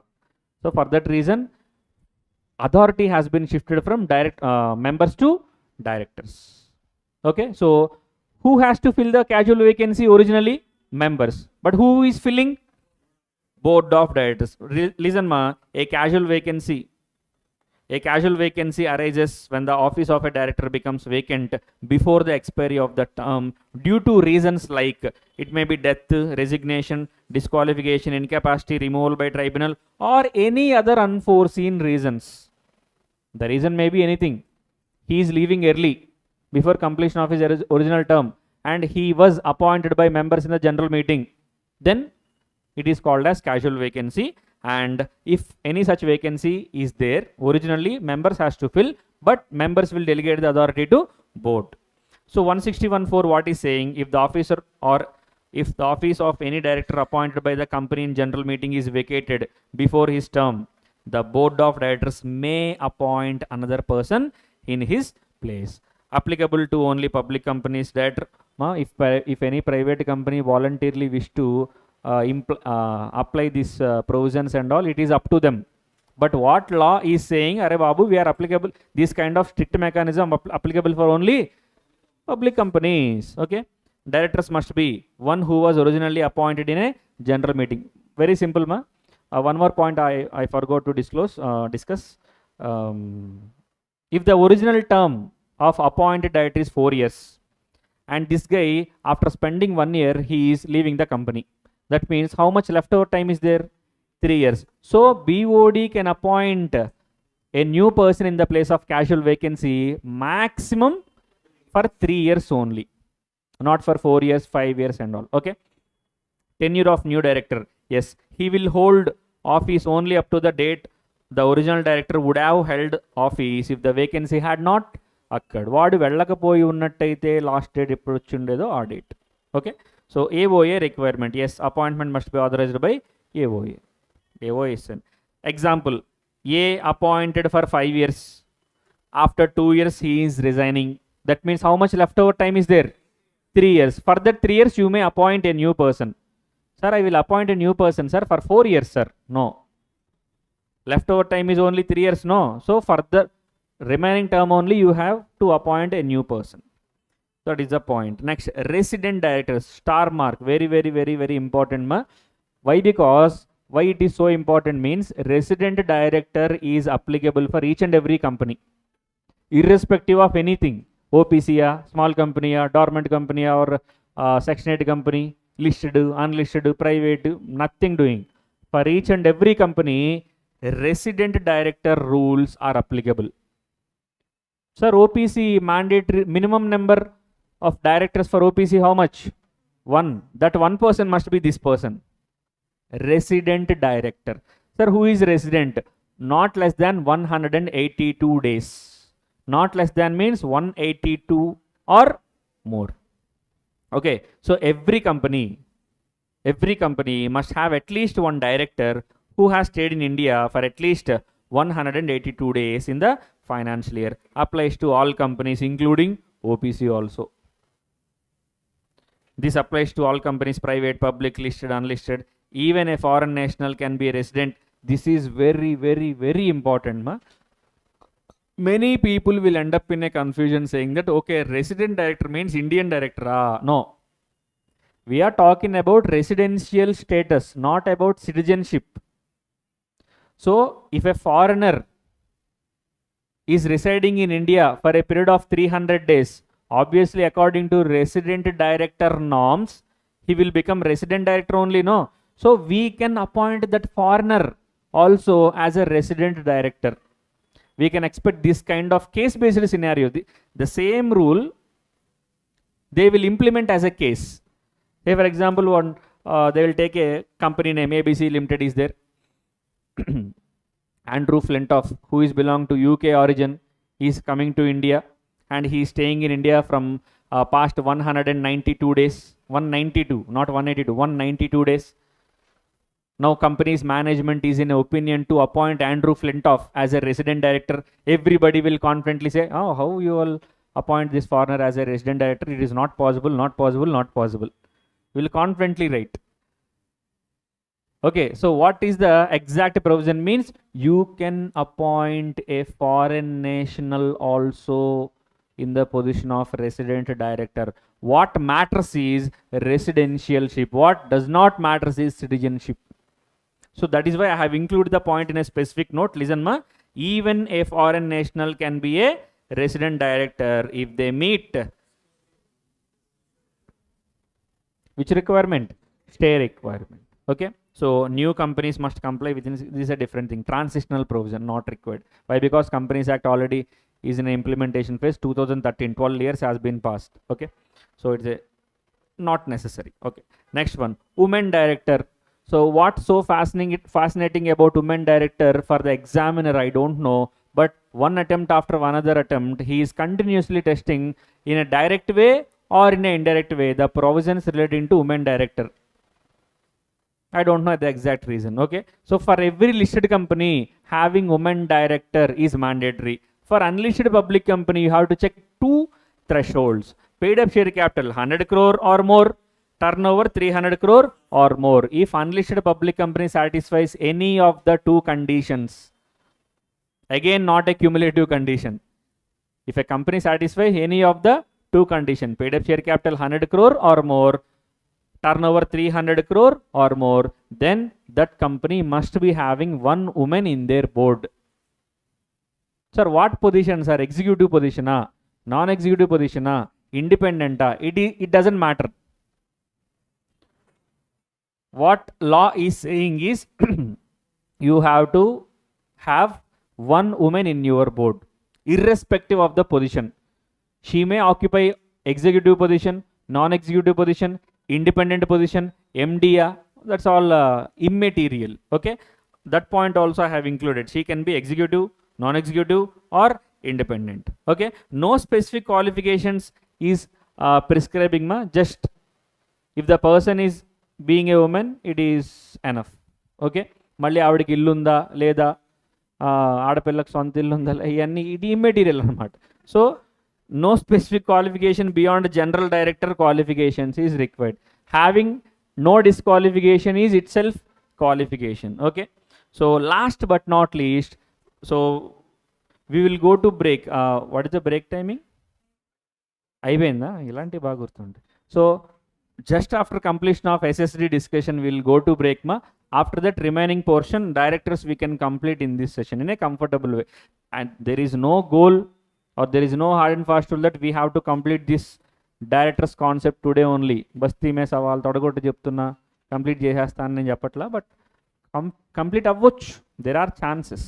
Okay, so will discuss. Listen మా, last one SSD. SSD means small shareholders director. It's a very beautiful concept. Listen ma, in SSD I think apart from applicability, tenure and cooling period is most important. Tenure 3 years, cooling period 3 years. And what is the unique provision in SSD means, if a person is acting as a SSD in this tenure for your company, he is not eligible for reappointment. That means, say for example, I am having Mr. Subbarao as SSD, 3 years completed. Now Subbarao is not eligible for disqualification, sorry, for reappointment. He is disqualified for reappointment. That means only one tenure is allowed for a person to cater the needs of small shareholders. Sir, who are small shareholders? Monetary threshold expressly given by Companies Act 20,000 or less, below. If you are holding shares worth of 20,000 or below, sir, face value we have to consider or market value? Never consider market value. Market value will keep on changing. You have to always consider face value. Why? Because 100 shares of Infosys, 1 rupee, 100 rupee only. Face value consideration. But market value 100 rupee means 1.5 lakh above only. So forget about market value. You have to consider always face value. So who is a small shareholder means any shareholder holding shares of nominal value of 20,000 or less. He will simply become small shareholder. Okay. So if small shareholder wishes to have their representative in the board, if they are in a opinion that our voice must also be heard by the board of directors, we have to represent something in the management, then they may appoint the small shareholder director, and majorly applicable for listed companies. If a company is a listed company, straight away SSD is not applicable, not a blanket application. Okay, for listed companies also, if 1000 small shareholders or 1/10 of the total number of shareholders, whichever is less, gave a notice to the company saying that we need our representative in the board, then only it is applicable. That means, listen, say for example, this company is having 5000 members.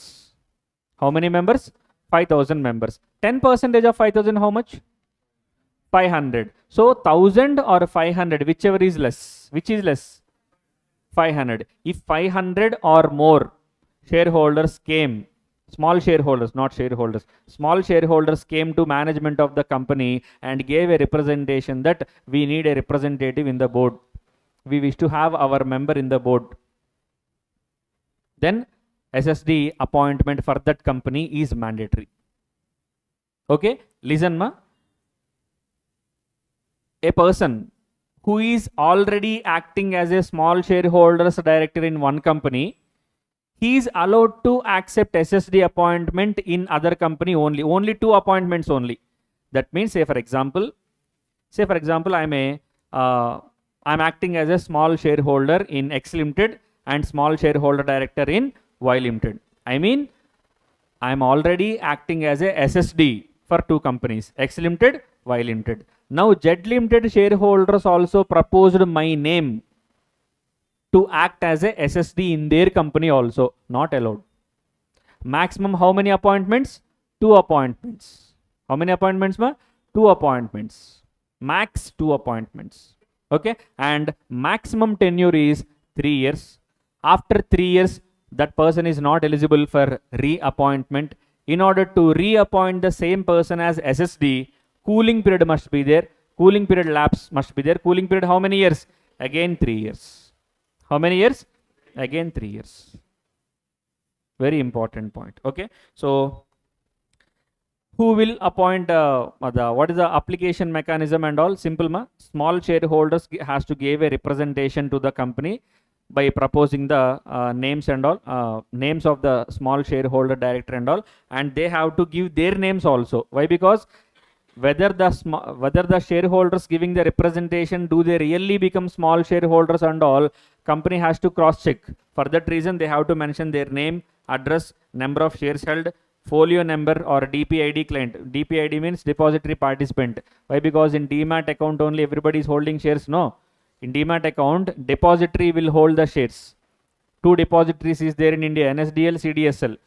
National Securities Deposit Limited and Central Depository Services Limited. Okay, so signature of shareholders proposing the person and all they have to give. Eligibility, yes, he should not be a disqualified person under 164. I'll tell you what about disqualification in the second session. Not hold directorship in more than 2 companies. That means if a person is already acting as a SSD in 2 companies, he is not fit for the 3rd appointment. Important point. Next, he shall not be a retiring director under section 152. Rotation, retirement, 2/3, 1/3 point will be there, no? So he should not be that retiring director, and he must not be associated with the company or its promoters in any capacity in last 3 years. So tenure, already I have told this point, 3 years, not eligible for reappointment. After 3 years, cooling period 3 years will be there.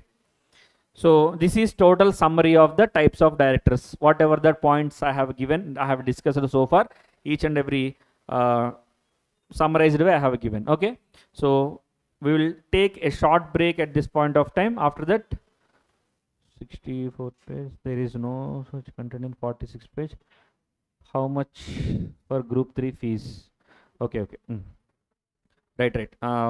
Qualifications and disqualifications we'll discuss after having a short break. Okay, so 6 or 6:05, we'll start our session by sharp 6:05. Okay, so do gather here by 6:05, don't delay. Okay, go ahead for break.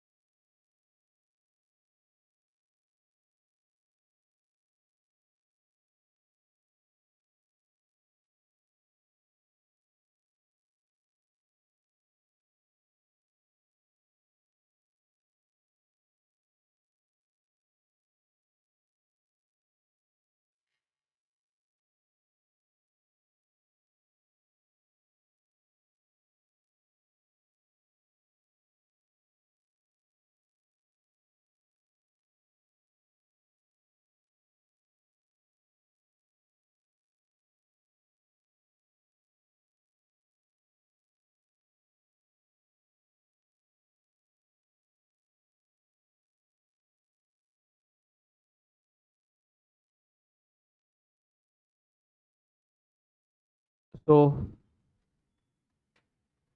until which point we have completed? Classification of directors completed. So do understand in which way we are completing the discussion relating to the structure and all.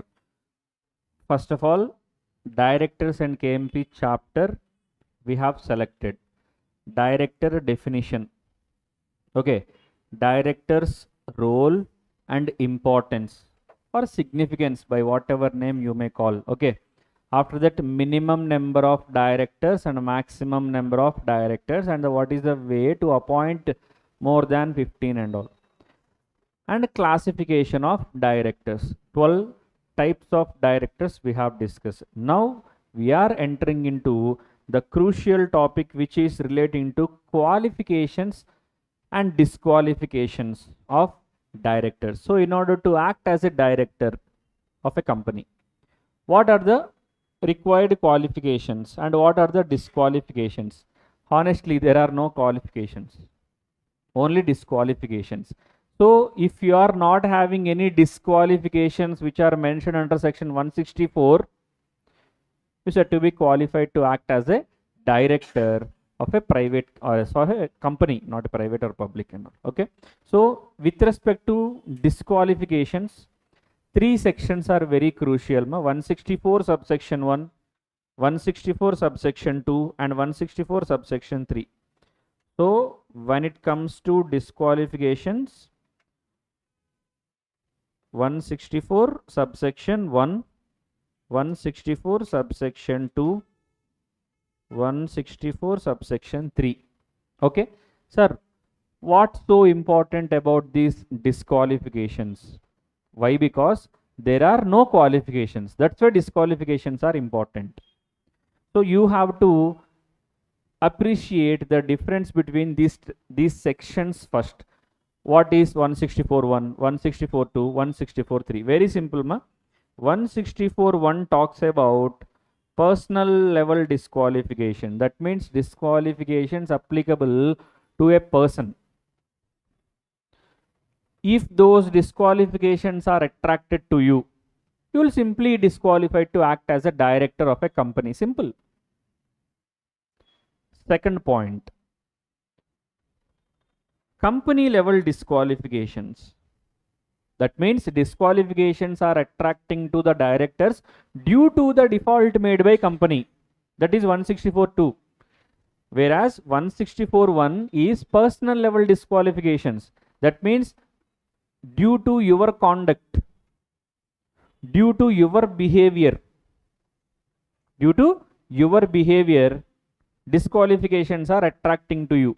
Okay, so I think I forgot to update in your Telegram group. Group 3 EO, right?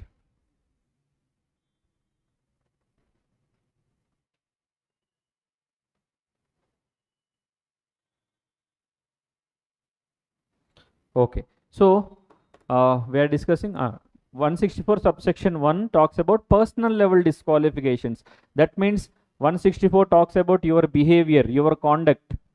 If any disqualification attracted under section 164.1, it is a very strict disqualification. You have to vacate all the offices. You are no more qualified enough to act as a director of any company. Whereas 164.2, not according to your behavior, due to a default made by a company, disqualification will be attracted to you. I'll tell you what is exactly 164.2 and all.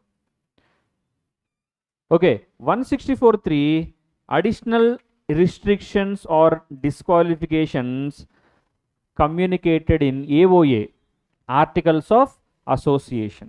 Articles of Association. So these are the disqualification sections: 164.1, 164.2, 164.3. 164.1, 2, 3. Very simple. Okay. So how we can describe these sections and all? Simple, ma. So first of all, let's talk about 164.1. 164.1. So first of all, if a person is a unsound mind person or undischarged insolvent or applied for insolvency and his application is pending in court. So unsound mind, undischarged insolvent, or applied for insolvency and his application is pending before court. Today or tomorrow, court may decide him or her as a insolvent. So, or if you are specifically disqualified by any court or tribunal, okay, or you achieved maximum number of directorships under section 165, under section 165, all these section numbers are not important, but it is advisable for you to remember few important sections at least. Okay, so if you achieved maximum number of directorships under 165, okay, next imprisonment. This is one of the important point. Listen, ma, if you went to, or if you went to jail for on imprisonment for a period less than 6 months and all, no disqualification at all. You are not at all disqualified. But if your imprisonment period is 6 months or more, 6 months or more, then disqualification will be attracted till 5 years, and the 5 years will be reckoned. That means calculated from the release date, sentence expiry date, not from the date where you went to jail. Okay, from the release date. From the release date, 5 years you are disqualified. Okay, sir, I went to imprisonment, or I went to jail, or on an imprisonment period for a period exceeding 7 years or more. Lifetime disqualification. So even after releasing and all, you are never qualified enough to act as a director in any company. Okay, so all these points I have given in your material, but in a short form I am just explaining, that's it. Okay, so imprisonment. So first of all, what ma, he is unsound mind, undischarged insolvent, applied to be adjudicated as insolvent and his application is pending, and conviction point also I have given here, but on a short form I am just explaining here. Okay, so if your imprisonment period is less than 6 months, 3 months, 4 months, 5 months, 5 months, 10 days, 5 months, 15 days and all, no disqualification. Nowadays everyone is going to imprisonment or on a jail for 10 days, 14 days and all on drunk and drive cases also. It is very casual. That is why no disqualification. Up to 6 months or less than 6 months, no disqualification. If your imprisonment period is 6 months or more, then disqualification will be attracted to you from the release date till 5 years. If your imprisonment period is 7 years or more, then you are permanently disqualified. Lifetime disqualification. Okay, next disqualification, if you convicted under section 188, that means related party transactions. What is 188 ma? Related party transaction. So if you convicted under section 188, conviction means law authorities, law executing authorities proved you as a guilty party. That means conviction. So whether you went to jail or not, or whether a penalty will be imposed or not, how much penalty will be imposed, it is immaterial. If you prove to be a guilty party under 188 section, that means related party transactions, you are disqualified. Okay, next one, not paid calls on shares till 6 months from the due date. So what is the due date? Say for example, today is date 16th September. 16th September 2025 is the due date to pay the call money. Okay, from this date, 6 months they will wait for receiving call money and all. Okay, even after the 6 months and all, you are unable to pay the call money which is due by you from the to the company. It is indicating your responsibility towards the administration of the company. Then why you need director position? That is why you are disqualified. That is why you are disqualified. Okay, so if any of the reasons are attracted to you, then you are qualified, then you are disqualified to act as a director. How many points are there? 8 points are there. First one is what? Unsound mind clear? Everybody, unsound mind clear? Undischarged insolvent clear? Undischarged insolvent means court declared you as insolvent, but certificate of discharge is not yet received. Court will issue a certificate of discharge if all the pending contracts are executed by official assignee and all. Then certificate of discharge they will give. Next one, you applied for insolvency and your application is pending before the court. Again, you are disqualified. With related to any offense, it may include moral turpitude or not. If the imprisonment period is 6 months or more, 5 years, you are disqualified from the release date. If the imprisonment period is 7 years or more, lifetime disqualification. And any court or tribunal specifically orders you as a disqualified person to act as a director. Yes. Next one, you owe money to the company and within 6 months from the closure of the due date also you are not paying the money to the company. Again, you are disqualified. Next, 188 conviction is there. Section 188 conviction is there, and this conviction period is 5 years. That means in last 5 years you must have clean record. This is very important point. In last 5 years you must have clean record with respect to 188. In last 5 years you must not be convicted as a defaulting party or a guilty party with related to an offense related to RPT, related party transactions. Last but not least, achieving maximum number of directorships under 165. If any of the point, if you satisfy any of the point, 164.1, if you satisfy any of the point, you are disqualified and you have to immediately vacate all the offices you are holding.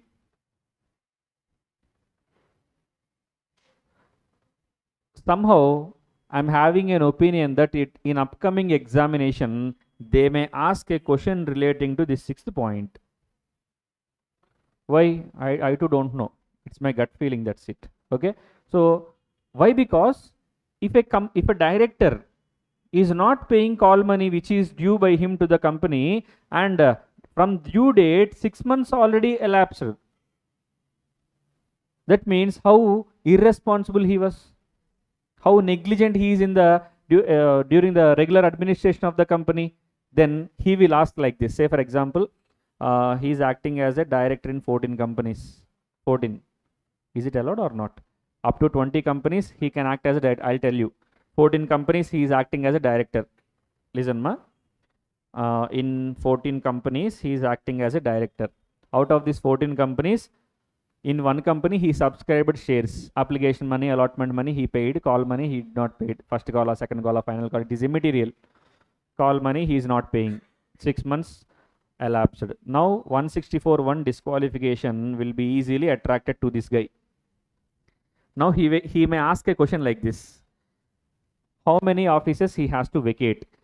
He is committing default in this company only. That's why he has to vacate this office. Or he has to vacate remaining 13 offices also. In this way he may ask a question. Majority of the students will convince with the nomenclature which is purporting in the question. He is committing offense with related to that company only. No, he has to vacate that office only. Remaining and all he can continue. No. 164.1 disqualification is very strict. Whenever you are being attracted with 164.1 disqualification, you are a disqualified director. It is immaterial how many offices you are holding. You have to vacate the office immediately. Okay, that is why in reality directors will pay the call money by swiping the credit card also. If they don't have money, by hook or crook, beg, borrow or steal, they may beg, they may borrow or they may steal, they will immediately pay the money. Why? Because their bread and butter will be in risk ma. Say for example, hardly how much money they may owe to the company, hardly 50,000 or 1 lakh or 2 lakhs. Sir, 10 lakhs ra. In 1 year they can earn easily, no? So for that reason they will pay. But this is very strict disqualification, 164.1. Okay. Next 164.2. Do you got the clarity relating to all the points? But 8th point I'll tell you. What is 8th point and all I'll tell you. What is the maximum number of debts? Okay, in this point only I'll tell you, listen. 160. This is 165. Page number 59. Page 59. Okay. What is maximum limit with related to holding directorships in a company? Very simple ma. Everybody pay attention. maximum 20 directorships a person can hold on a simultaneous basis. That means at a given point of time, a person must not hold 21 directorships. Maximum how many directorships allowed, ma? 20 directorship. Why? Because 20 also it is a very hectic task to execute the duties in these companies and all. Why? Because acting as a director for 10 companies and 15 companies is very, very hectic job. This is not a food eating competition, right? So for that reason, what law is saying, maximum 20. Out of the 20 companies also, 10 sub limits are there. 10 sub company, public company limits are there, sub limits. So listen, overall limit, a person can hold directorship in maximum 20 companies at a same time. Maximum 20 companies. Out of these 20, not more than 10 can be public companies. For this purpose, private companies which are holding or subsidiary of a public company are counted as public companies. Why? Because a subsidiary company to a public company will become automatically public company. And exclusions. In this 20 limit, these companies are not included. Listen, what are the companies which are not included? Unlimited companies directorships, no need to include. Section 8 company directorships, no need to include. Dormant company directorships, no need to include. Sir, why, sir? Simple, ma. What is the objective of law? That means what is the goal of the law to restrict you at number 20? Why? Because if you are acting as a director, you have to pay attention towards that companies, how the company is going, what is the financial position of the company, what is the administrative role, what is the legal compliance of that company status and all. You have to pay some sort of, you have to invest some time. So for that reason, company is restricting. Why? Because this is not a fancy competition or something else, man. Nowadays it is becoming a very trend for everyone to showcase how they are eating in a given day. Actually they are eating or not, it is immaterial, but they are purporting and they are showing off to, they are flexing to their audience saying that I am eating this much of quantity in a given day. Are you going to see? No, but they are saying that, but okay, if a person becoming famous on the food content and all, everybody is following the same trend. It is immaterial whether they are eating or not, but they are flexing before the audience saying that I am eating this much of quantity in a given day. Okay, nothing doing here. Also company also 20 directors, 25 directors, 30 directors. Tomorrow someone will come and say that I am acting as a director in 100 companies. It is immaterial how many companies you are holding. Spending quality time or investing your time for the better administration of the business is material. So no one is going to give any sort of award or Guinness Book award and all for you acting as a director for this much companies and that much company. That number is immaterial. How much time you are investing, what kind of difference you are making as acting as a manager or director and all, that is very important. For that reason, what law is saying, 20 directorships you can hold. Out of the 20, sublimit is there, public companies 10. In this 20 limit or 10 limit and all, you have to exclude these directorships. Unlimited not included in this 20. That means you can hold 20 companies plus unlimited company directorships. Section 8 company will not be included in this 20. Dormant companies will not be included in 20. Why dormant company directorship they are not including? Why? Because you no need to invest any time for the administration of the dormant company. Why? Because that company is not making any significant accounting transaction. Do you know what is meant by dormant company? A company which is not making any sort of significant accounting transaction, that is dormant company. If the company itself is not making any sort of significant accounting transaction, what kind of attention you are paying for the company? So your work will be very less. That is why dormant company will not be included in the list, 20 list, 10 list and all not included. And consequences of exceeding the limit. What will happen if you exceed the limit? Simply those directorships are void. even though for reputational purposes and all, if you are holding, those directorships are simply void. Void means null and ineffective. Null and ineffective. Ineffective means worthless, simply worthless. Second one, penalty will be 2000 per day for each day of default. That is the thing. So that is 165, maximum number of directorships. And I'll tell you one more important thing. Nowadays, if a person is approaching for employment for a company, what that company is usually saying, for the time being you are working with our company, you must not work with any other company. Yes or no? But for the director, Companies Act is allowing for 20 companies. You may act as a director for 20 companies. Listen, I started a company. For me, one executive director is needed. I am considering your profile for the position called executive director. Following here? I started a company. I'm in need of executive director. Who is executive director? Please don't ask.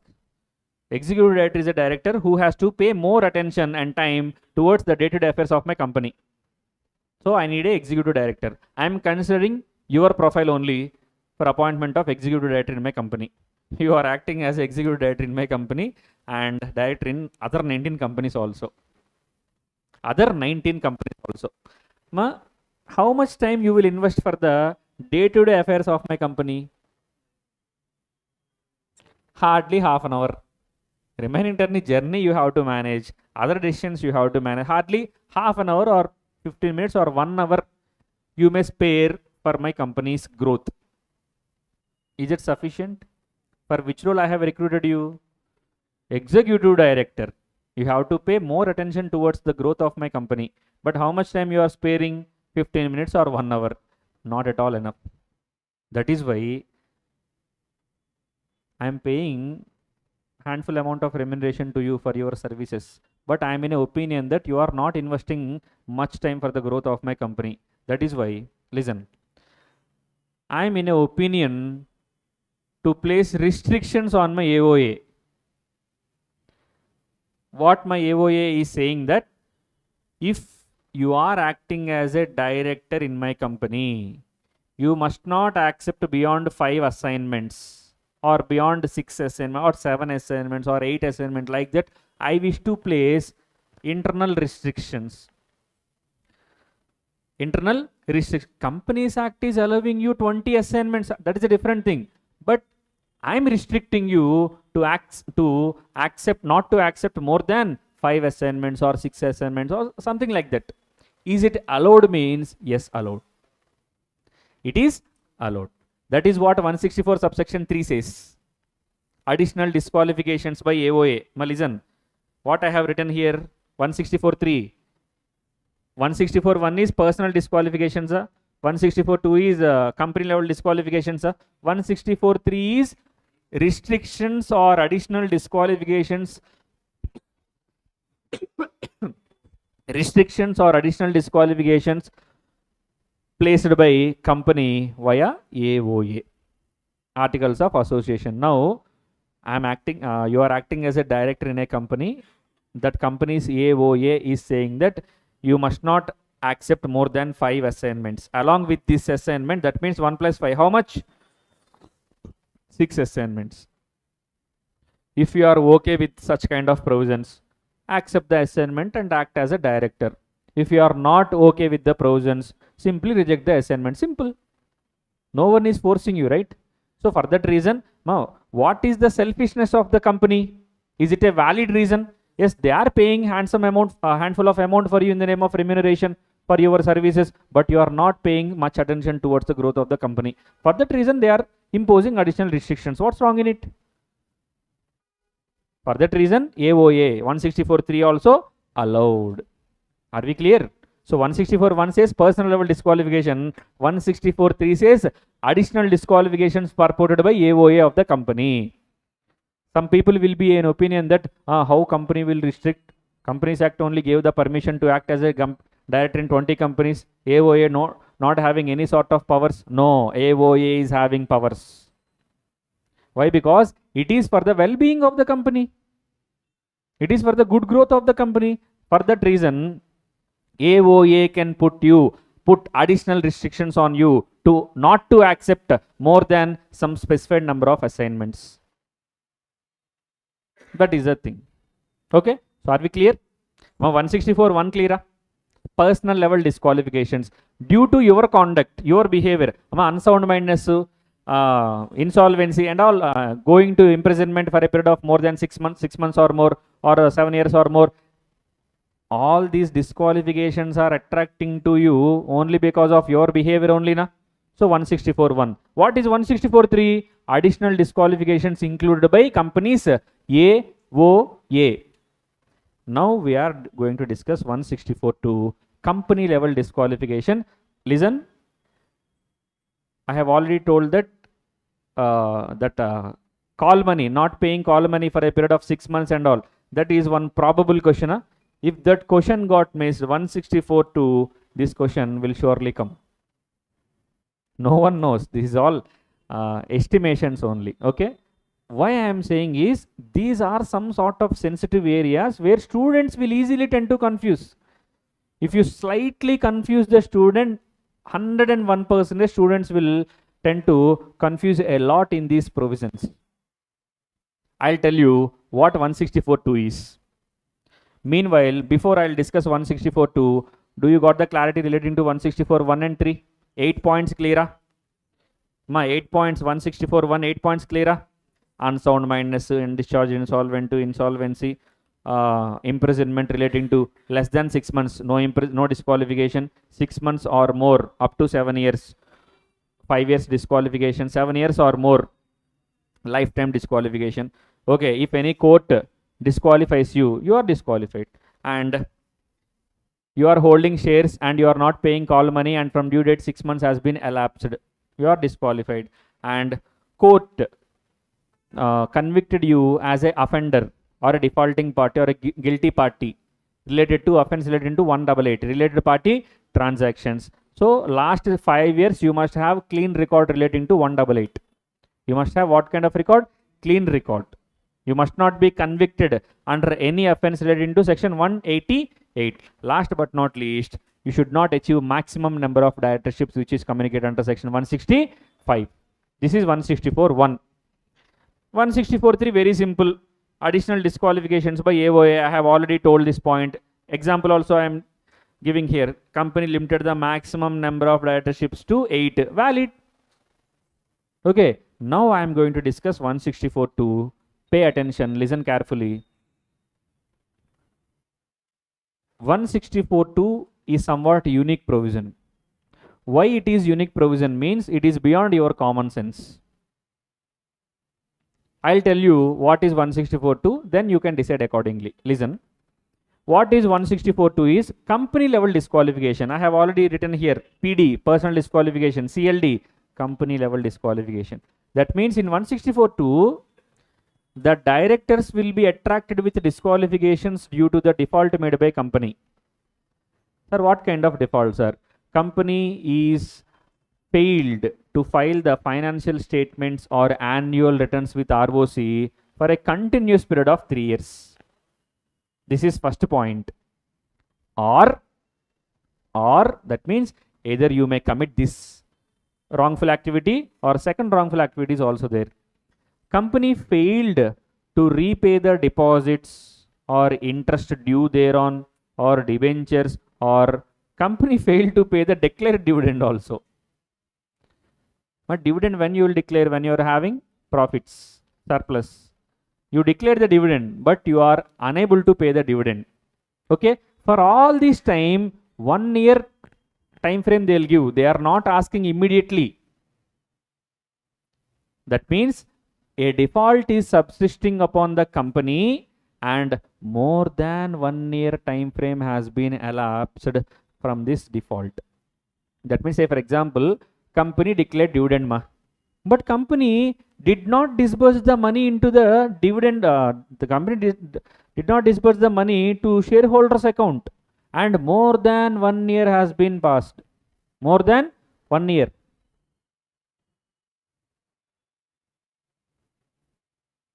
That means whose default it is? It is due to the inefficiency of the management, right? For that reason, what 164.2 is saying, no? Each and every director who is occupying the position called director in the default company is disqualified. It is applicable for independent directors also. It is applicable for independent directors also. Listen, listen. So 164.2, if company committed any wrongful activity under 164.2, how many wrongful activities are there in 164.2? 2. First wrongful activity is company failed to file the financial statements or annual returns for a consecutive period of 3 years. Not any random 3 years, for a continuous period of 3 years. That is first one. Second one is company, a default is subsisted on the company, and from default date 1 year time has been lapsed. Next, immediately all the directors that are existed in the company are disqualified under section 164.2. But listen, the beauty of 164.2 is, in any disqualification case, what will happen generally? You have to vacate the office of the company immediately, and remaining on all, it's a different thing. But the beauty of 164.2 is, you have to vacate the office of all other companies, and you have to stay with this company. That is defaulting company. That is the beauty. Why? Because you created the mess, right? For all this nonsense and all, you guys are responsible, no? So you have to set right this mess. You have to clear up all this shit. For that reason, you have to stay with the company. So 164.2, what is 164.2 is saying? If you are disqualified, then you have to vacate all other companies' positions, and you have to stay with this company. That means from defaulting company, no director is vacating. Other company, say for example, 14 directorships you are holding. One company is in deviation with 164.2. Then you have to stay with this company. Remaining 13 directorships you have to vacate. That is a beauty. What is the logic means? For this financial indiscipline activities and all, for whatever the indisciplineness, whatever the mess caused, you guys are the responsible. You are the part and parcel of management. That means you have to set right this mess.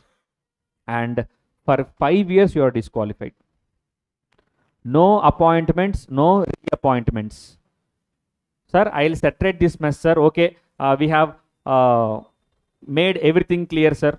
We complied with all the provisions in the coming 6 months, sir. Okay, now are we eligible for the reappointment? No.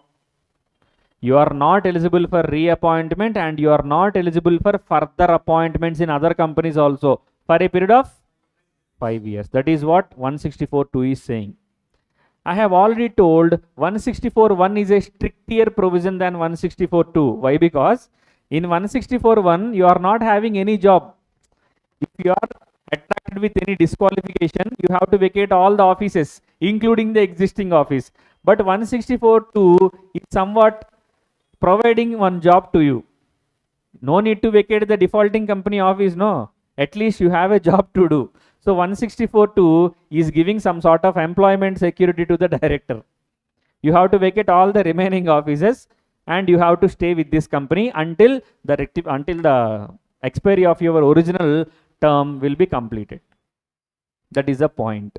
That is 164.2 is saying. And remaining all the directors who are occupying the position called director, including independent director, will get disqualification. But only one exemption is there. What is that exemption means?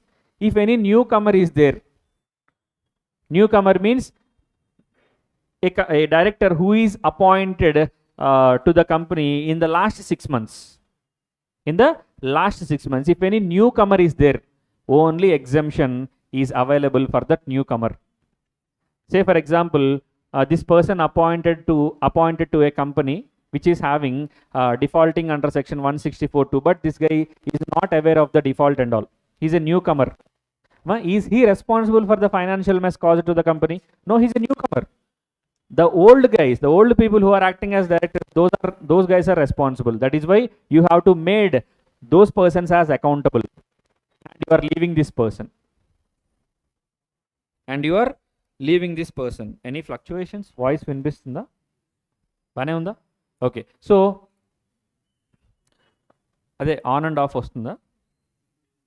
Okay, right. So listen, that is 164.2 is saying only exemption is available for newcomers. Newcomers means how much time? 1 year or 2 years? 1 year, 2 years and all not valid. Only up to 6 months. Up to 6 months. That is the only exemption. So are we done with 164.2, 164.1, 2, 3 or not? 164.1 personal level disqualifications, 164.2 company level disqualifications, 164.3 disqualifications additionally included by AOA of the company. Very, very, very important. So I'm expecting a practical question, that too a case-based scenario on these three, any of the three. My favorites are these two. Call money, if a director is failed to pay the call money for a period of 6 months from the due date, and the second one is 164.2. Company failed to file the financial statements or annual returns with ROC for a consecutive period of 3 years, and second one is subsisting default is there in the company's name for a period of 1 year. That is the point. Okay, so 160, all the matter relating to the provisions and explanation clearly I have given in this material, nothing to worry. Okay, whatever I am saying, it is out of this material only. I only prepared this material. Okay, so nothing to worry. So whatever the topic or examples I have taken from this material only. So 164, 1, 2, 3 and all. Next one, qualifications and disqualifications, maximum number of directorships. This is one of the important thing, vacation of the office of director, 167. Somewhat we may expect a practical question from this scenario also, this section also, 167. So do understand, provisions are very simple if you properly understand, and I have made proper efforts in the designing of this material to use the simplest language possible. So even though with your knowledge and basic English knowledge, if you go through this material, you are capable enough to understand the provisions and all. I have already avoided using the complicated language and all. So with the easiest possible wordings and all, I have framed these sentences, and you will, once you go through this material, you will be able to understand the language complexity and all. So first of all, vacation of the office of director. Listen, vacation of the office of director under section 167. That means under what cases a director said to be automatically vacated the office. Vacation by providing resignation, vacation by removal is different, 167 is different. Why? Because in 167 automatic vacation chances are there. I'll tell you. Point number B. What is point B? Absence from meetings. If a director not attending to the board meetings for a consecutive period of 12 months, it is immaterial whether he has taken permission or not. Examiner may intentionally include these kind of points. By obtaining proper approval and all, he is not attending to the meetings for a period of 13 months. It is immaterial. Whether he has taken the approval from authorities or not, it is immaterial. If any director is not attending to the board meetings for a continuous period of 12 months, then listen, then the person set to vacate his office under section 167. He is no more occupying a position called director in the company. He said to be automatically vacated the office. That's it. That is what 167 is saying. So listen, if absence from all board meetings for 12 months with or without leave, office is vacated. With or without leave means by taking permission from proper authorities or by not taking permission from proper authorities, it is immaterial. Why? Because for what purpose shareholders appointed you as a director? In order to participate in the regular activities, or at least you have to participate in the policy making decisions also. That is a bare minimum effort you have to place for the betterment of the company. You are not doing anything. Instead, you are drawing salary. For that reason, if you are not attending to the board meetings for a period of 12 months, then it is immaterial whether you have taken the leave or not. Then automatically it is said to be you have already vacated the office under section 167. Okay, so that is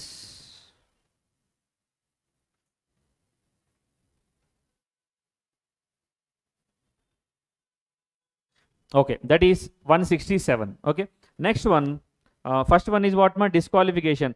Whenever a disqualification attracted to you, automatically you said to vacate the office. Second one, absence from meetings. Third one, contravention of limit on directorship. You might have already know this point. Why? Because 165, just now we discussed how many directorships you can occupy. 20. Beyond 20, not possible. Okay, if any contravention occurs, automatically, I have already told this point, whatever the directorships you are holding, they are simply void. Void means null and ineffective. Next one, failure to disclose interest. I'll tell you, section 184, I'll tell you, we'll discuss at a later point of time. What is disclosure of interest and all, I'll tell you.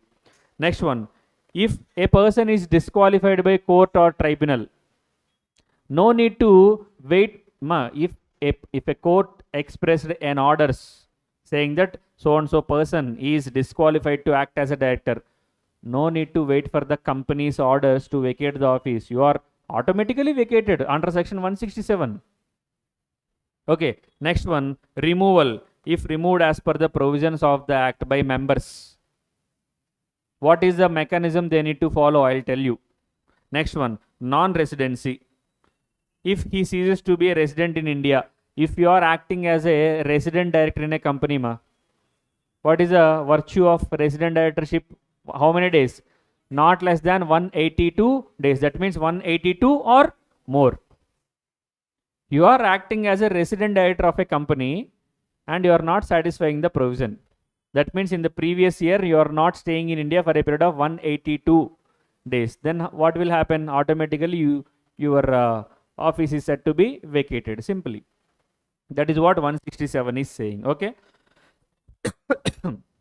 So 167, disqualification under section 164, absence from meetings, contravention in limit on directorships, failure to disclose. I did not discuss this D point, I'll discuss. Okay, next one, disqualified by court or tribunal, conviction by court,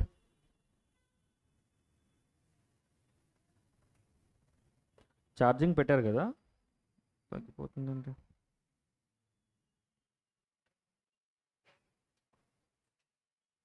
So next one, disqualified by court or tribunal, conviction by court, removal, non-residency. What is the beauty in all these points means, in any of the point, company is not taking any action against you. Company is not taking any action against you, but you have to vacate the office. Say for example, do you remember expulsion in partnership? Expulsion. Expulsion means forceful removal. Expulsion must be exercised on bona fide grounds only, for valid reasons only, in the interest of business only. Some points will be there in Partnership Act. Here also, listen, company is not taking any action against you. You are acting as a director in a company. Company is very silent. Company is not taking any action against you, but you are vacating the office. That means company appointed you. Company appointed you as a director of a company.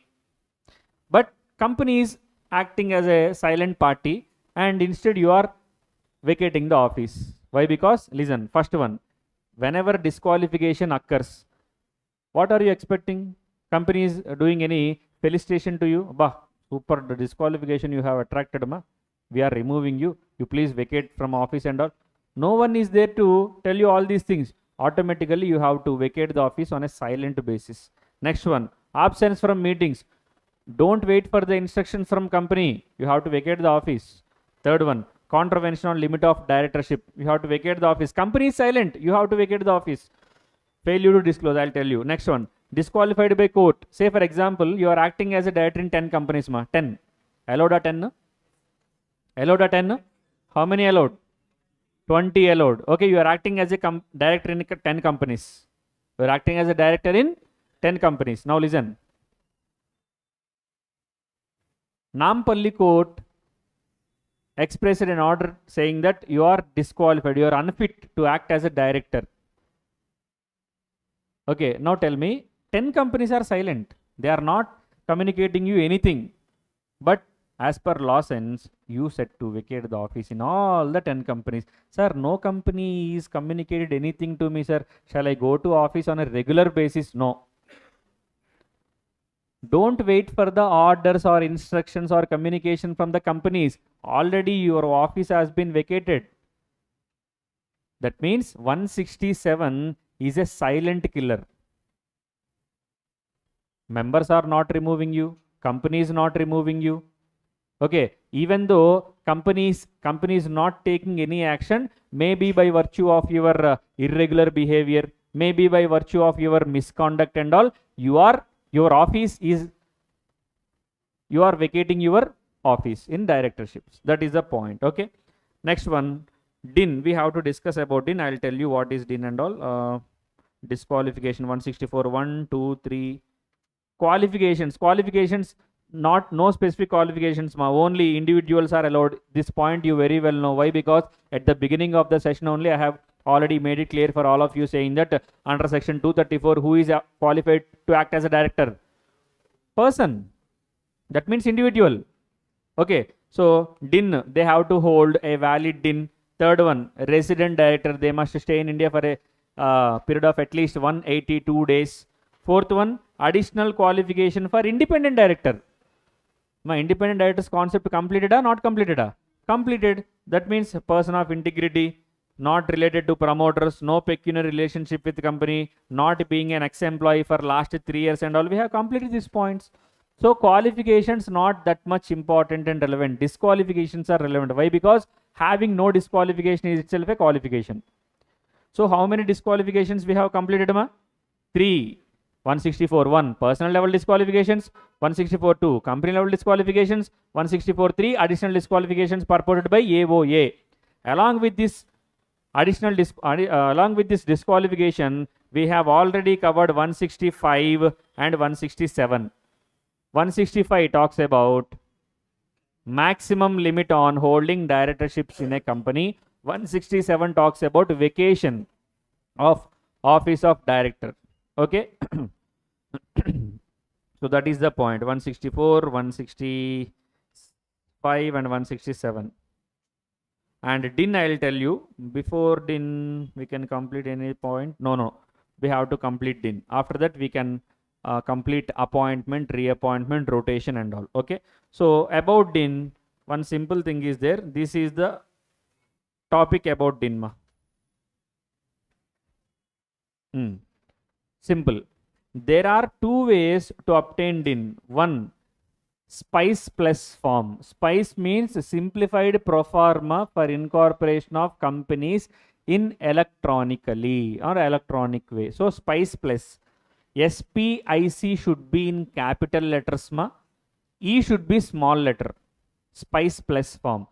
In SPICE plus form, you will file INC 32. One form number is there. At the time of filing INC 32, you can apply for obtaining DIN. But in that application, there is a maximum limit. Only 3 applications you can make. Beyond 3, you can't make. This is one way to obtain the DIN. This is one way to obtain the DIN. There is another way to obtain the DIN. This is the most commonly used way. What is the way? By filing the form called DIR3. By filing the form called DIR3. DIR1 used to be there before Companies Act 2013, but DIR form currently discontinued. DIR3 they are using. Sir, what is DIR2 then? DIR2 is giving a consent by director saying that I am qualified enough to act as a director in your company. I'll tell you what is DIR2. Okay. So first of all, let's talk about DIR3. Sir, what is DIR3? DIR3 DIR3 is a application form for a person to obtain DIN. Application form for a person to obtain DIN. DIR3. This is the most commonly used platform to obtain DIN number. DIN is a 8-digit unique number, ma. Okay. So you can file a form called DIR3, or if you are newly incorporating a company, then in that part and parcel of application, you can make application for DIN number also. But maximum how many applications are entertainable in INC 32 Spice Plus form? 3. Beyond 3 not possible. Beyond 3 you have to go this way only. So there are two ways to obtain DIN: at the time of incorporation of a new company, at normal way. Normal way means filing DIR3. 500 rupee application fee they will ask, ma. By paying the fees and all, you can obtain DIN number. Simple. Okay. So what are the documentation required? Passport size photo, ID proof, address proof, email, phone number, specimen signature and all. And this is also one of the important thing you require to obtain DIN. What is the point means? Listen. You all are having PAN numbers, huh? PAN cards, permanent account number. But how many times you have purchased the jewelry worth 10 lakhs or more? Or how many times you have deposited money into another person's bank account 50,000 or more? Or what my intention is, how many times you have used that PAN card for legitimate purposes? As a ID proof you are using. Whenever you are checking into OYOs and all, okay, you may use. Okay, for ID proof purposes and all. But in previously, lot of people they used to obtain PAN cards to obtain SIM card. Are ఎందుకురా నీకు pan card అంటే SIM card వస్తుంది ఉంటే అంటే. So the main purpose behind the usage of PAN card is deviated. So in order to restrict the use of DIN numbers also. So why you are using DIN means I have to check out to that hotel, to this hotel or to that purpose and all. So the purpose of obtaining the DIN number has been intentionally restricted by Companies Act. Say for example, I wish to obtain DIN number, ma. No company is considering my profile to appoint as a director. But okay, untadi kada, on a contingency purpose, on a cautionary purposes and all, I wish to obtain DIN. No. MCA, Ministry of Corporate Affairs, won't allot DIN number for me. Why? Because DIN number will be allotted only for the serious applicants. Serious applicants means, say for example, if any company is considering your profile to appoint you as a director in their company, director of their company, then you have to submit board resolution to the MCA. That means, say for example, no one is considering my profile, ma. That means no company is coming forward to appoint me as a director. In spite of that, I am applying for DIN number. Why I need DIN number? That is why MCA will simply reject my application. 500 rupees profit to MCA. Application fee I will pay, no.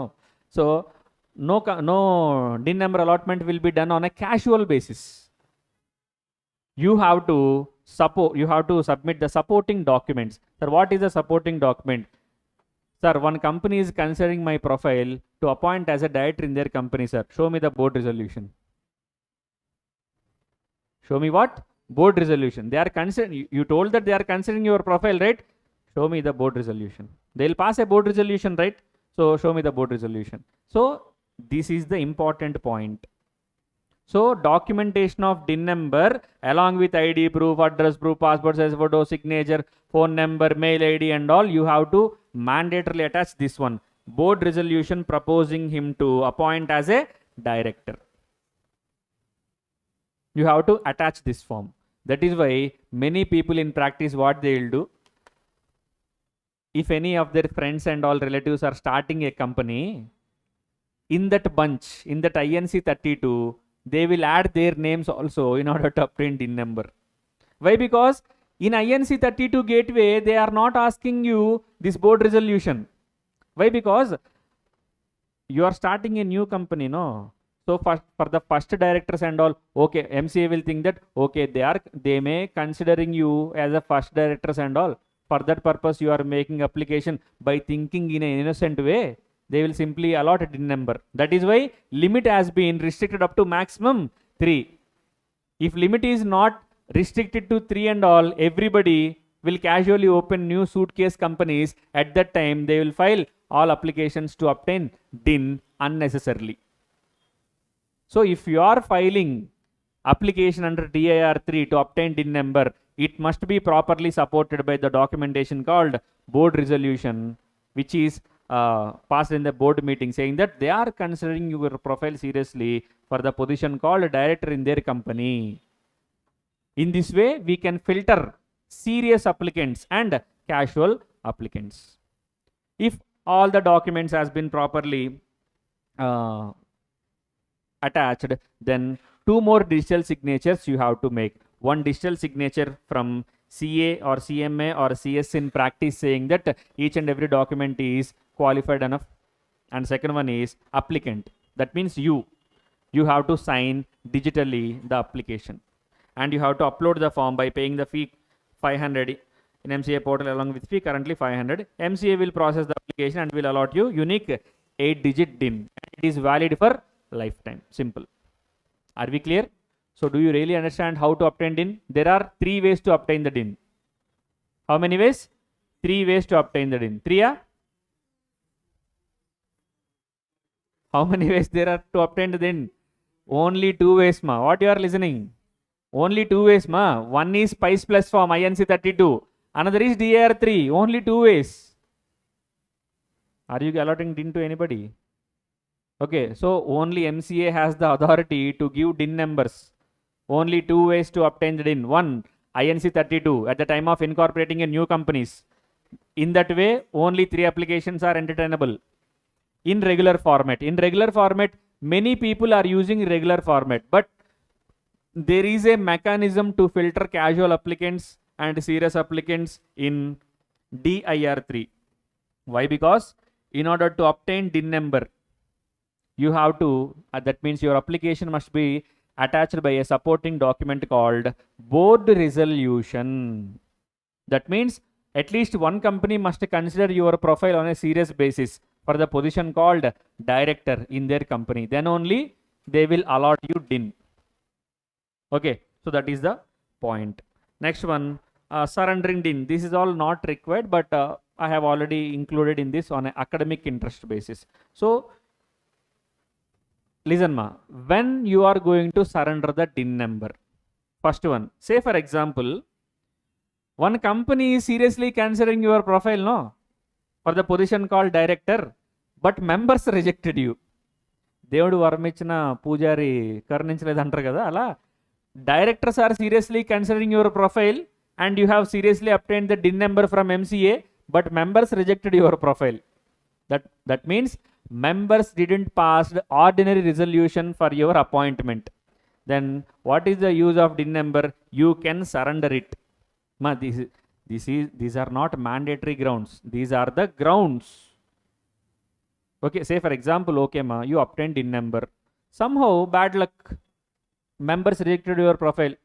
I'm not saying that you have to mandatorily surrender your DIN number to the MCA authorities. That is not the point. You can surrender. You will surrender or not, it is up to you. You can surrender by showing this reason. Second one, by mistake or by intentional fraudulent activity, if you obtain multiple DINs, then it is your responsibility to surrender, to hold valid DIN and to surrender the remaining DIN. Third one, person deceased or person become unsound mind or insolvent, then legal heirs may surrender the DIN to prevent the misuse of DIN. Kubera చూసారా, identity misuse ఉంది కదమ్మా, same అట్లా ఇక్కడ కూడా. So a person deceased, person died, immediately legal heirs are surrendering the DIN number to MCA to prevent the misuse of this DIN number. Next one, no longer acting as a director in any company. But this is not an acceptable reason. MCA will thoroughly check before cancelling your DIN. Why? Because you obtain the DIN number acting as a director in multiple companies and did the enough fraud to settle in your life, and you are simply surrendering as if nothing happened. Sampradayini, Suppini. So you are simply surrendering the DIN back to the MCA. Sir, I don't need DIN, sir. You please surrender the DIN, sir. Why? Because you already did the enough fraud to settle in your life. So for that reason, if you are no longer acting as a director in any company, then MCA will entertain this reason also, but MCA will thoroughly check, is there any fraudulent activity or fraudulent intention behind this surrender and all. So these are the valid grounds to surrender DIN number. Disqualifications we have already discussed. So this is all about DIN. The same matter I have given in this here. Who can apply DIN? Only individual can apply for DIN. Why? Because only individuals are allowed to act as directors. So procedure for obtained DIN, yes, SPICE plus form, INC 32, maximum 3 DINs. Everything I have included, nothing to read and all. Summary table, okay. So now we are discussing appointment, reappointment, rotation process. Appointment, reappointment, rotation. Yes, simple. Appointment, reappointment, rotation. Listen ma, very simple topic. Appointment of first directors. Listen, if company specifically didn't appoint any persons as board of directors of a company, then all individual subscribers who are subscribing to the company in a memorandum of association clause is there, no? MOA clauses, do you remember the clauses? NROCLA, NROCLA, name clause, registered office clause, objects clause, capital clause, liability clause, association clause. This association clause will also be called as subscription clause. So who are the individuals? Who are the individuals who subscribe to this clause will be automatically deemed as first directors of the company. I'm talking about first directors. First directors means those directors which needs to be there for the company just after the incorporation of the company. So simple, appointment of FD. FD means first directors. For a public company or for a private company will be decided by AOA. If AOA is silent, all individual subscribers will become FD, first directors. Sir, for OPC, very simple. The person who is floating the company will become the first director. No need to check AOA, MOA, nothing. One person company, who will start ma? One person. That one person will become first director. So in case of OPC, one director is mandatory. So solo member is equal to deemed as deemed director.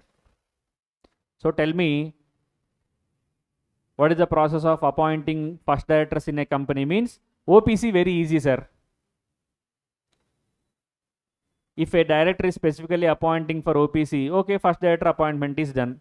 If no director is specifically appointing in OPC, that one person who is starting the company will become the director. Simple. For other than OPC companies, very simple. You have to check AOA. In AOA, whether they mentioned any names or not, please check. Sir, mentioned, sir. Okay, those persons will act as first directors. Sir, not mentioned, sir. Then go to MOA subscription clause. Sir, I went to MOA subscription clause, sir. Who are the subscribers? Lot of subscribers are there, sir. Companies are there, partnership firms are there, association of persons are there. A lot of other persons are there. Individuals must be there. Yes, sir, some individuals are there. All the individuals will become the first directors. Is there any prohibition that a company should not start another company? Do you remember the company silent features? Perpetual succession, limited liability, separate personality in the eyes of law. A company can be a member in another company also. So all the individual subscribers who are subscribing to the association clause will become the first directors of the company. So this is all about FDs. What we are discussing, ma? FDs, first directors. Sir, what about subsequent directors, sir? Subsequent directors. Simply, subsequent directors will be decided by members in the general meeting. If you remember properly, members are having 4 duties. AGM duties, 4 ordinary duties will be there. Adoption of financial statements, declaration of dividends, appointment or reappointment of auditors, appointment or reappointment of directors. These are the 4 common duties which are there for a normal shareholder in a general meeting. Repeat. Adoption of financial statements, declaration of dividends, appointment or reappointment of auditor, appointment or reappointment of directors. Simple. These are the 4 common duties. Okay. Next one. So subsequent directors for a public company, yes, will be decided by members in general meeting. Some appointments will be done by BOD also. Ma, tell me some examples where BOD are appointing other other directors. Excellent. Additional directors. Second one, alternate director. Third one, filling up casual vacancy positions. Okay. Next one, for private company, yes, follow as per AOA. If AOA is silent, same appointment process mentioned for public company is applicable for private company. Sir, what is the mechanism mentioned for public company? Simple. Members will decide the board of directors constitution. Simple. Who should take part in the BOD? Who should not take part in the BOD? Who will decide? For a public company, members will decide. For a private company also, members will decide. If any different mechanism mentioned in AOA, we have to follow AOA. Simple. Okay. Next, sir, director must hold. These are the 3 points which a director must hold. 1, a valid DIN. Second one, 184. Ma, ఇందాక చెప్పాను కదా, మళ్ళీ చెప్తాను 184 అని, అది తర్వాత చెప్తాను అది 184. Particulars of interest. POI means what, ma? Particulars of interest. Particulars of interest in other businesses. Particulars of interest in other businesses. You have to disclose properly according to 184 subsection 1. And another section is also there, 184 subsection 2. You have to stay away from the meetings. I'll tell you what is 184.1, what is 184.2, I'll tell you. Okay. Third one, consent letter, DIR2. Indak meeku DIR1 discontinued, DIR2 consent letter, DIR3 application form. I have mentioned, right? So this is DIR2. What is DIR2 means? You have to give a consent saying that yes, I am qualified enough to act as a director in your company and I am ready and willing to act as director in your company if appointed by your members in the general meeting. You have to give the consent. That is DIR2. That is what we call DIR2. These are the 3 requirements for a person to act as a director. First, they have to possess a valid DIN number. Second, they have to disclose properly their interest in other entities. That is what we call POI, particulars of interest. Third point is what? Consent letter. Consent letter by director saying that I am ready and willing to act as a director in your company if appointed by your members in the general meeting. Simple.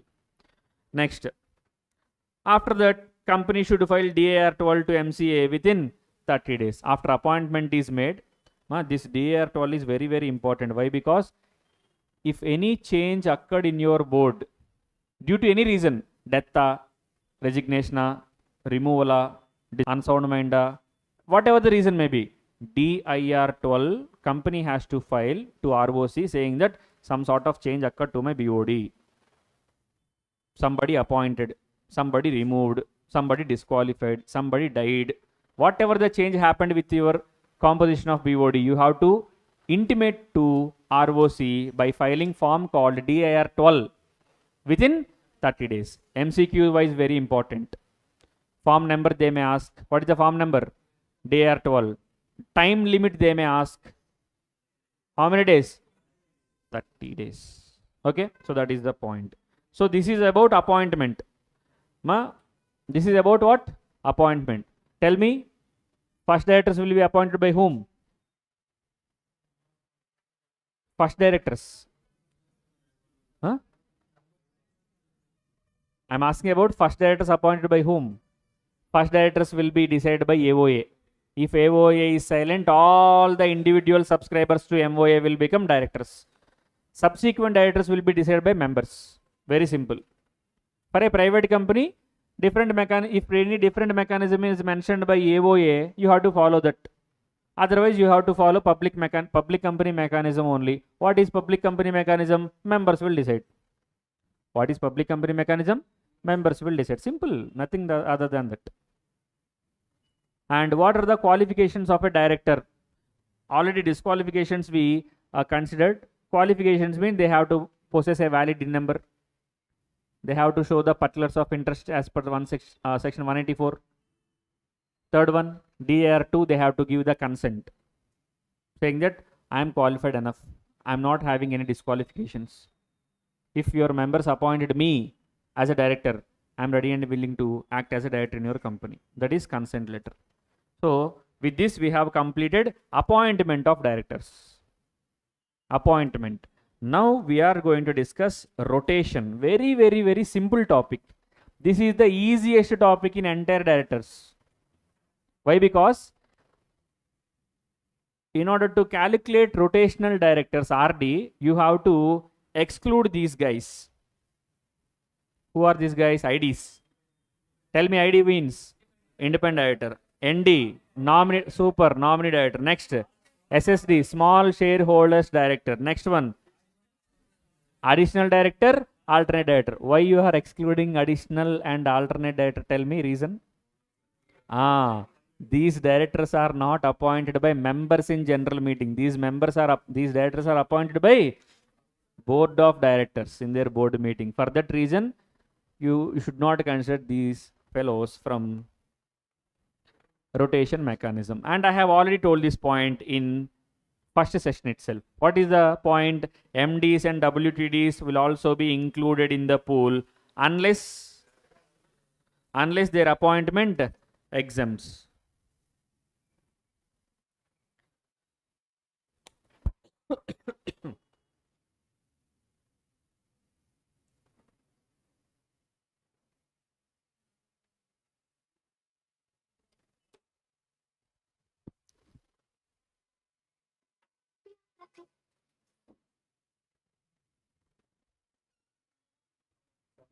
Sir, charging అయిపోతుంది.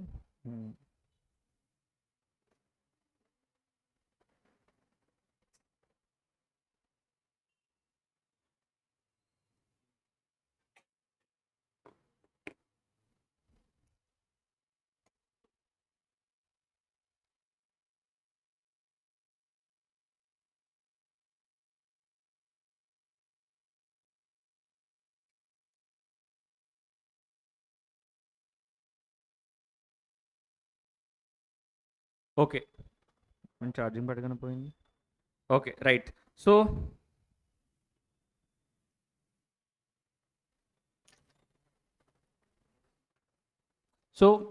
what we are discussing, rotation of directors. So what kind of directors will be excluded from this rotational pool means these are the directors. And when it comes to MDs and WTDs, whether we should include or not depends upon their recruiting mechanism. Say for example, at the time of appointment only, we have already told them that we are not including you in this rotation mechanism and all, we should not include them. Otherwise, we have to, by default, we have to include them also. Okay. Next one, rotational directors. Listen, out of the total strength of directors. Total means you have to subtract these fellows. Say for example, if your total directors are 14, independent director, 2 directors are there, 1 nominee director, 1 SSD director, additional director 1, alternative director 1. Mottam total 2, 3, 4, 6. 14 minus 6, how much? 8. So out of your total strength, 2/3. That means 2/3 into 8, how much? 16 by 3. Somewhere around 5 point something, 5.33 will come. So you have to consider the next number. So 5.3 means, my next number means 5.3 means 6. Even example also I have given 5.1 also 6, 5.7 also 6, 2.2 means also 3. And to this number, to this rotational directors number, you have to multiply this 1/3 retiring directors. they must go out of the company. How many directors should leave the company means 1/3. 1/3 of rotational directors. If you got fraction, here you have to consider nearest number. I'll tell you, I'll give you clarity once for all. Listen, ma. In almost all the cases, 99.99% cases, you will consider only next number. You have to consider only which number? Next number. That's it. Except in this 1/3 scenario. In this 1/3 scenario, you have to consider nearest number, not next number. You have to consider what? Nearest number, not next number. Considering nearest number means, listen, 1/3 of rotational director, if you got fraction, round off to nearest number. Nearest number means 5.1 means 5, 5.7 means 6, 2.2 means 2. Whenever you are considering next number, 2.2 means what, ma? 3. Next number scenario. But here you have to consider nearest number. That is why 2.2 means 2 only. That is the case. Okay. Only one thing you have to remember. In any case, if any fraction arrives, you have to always consider next number. Always consider which number? Next number. But in retiring scenario, 1/3 scenario only, you have to consider nearest number. That is the case. Do we got the clarity? Huh? Yes, of course. Say for example, here 5.5 is there, then also we'll consider as 6. That is why 5.7. 6. Nearest number means which is near, the complete number which is near to the fraction we have to consider.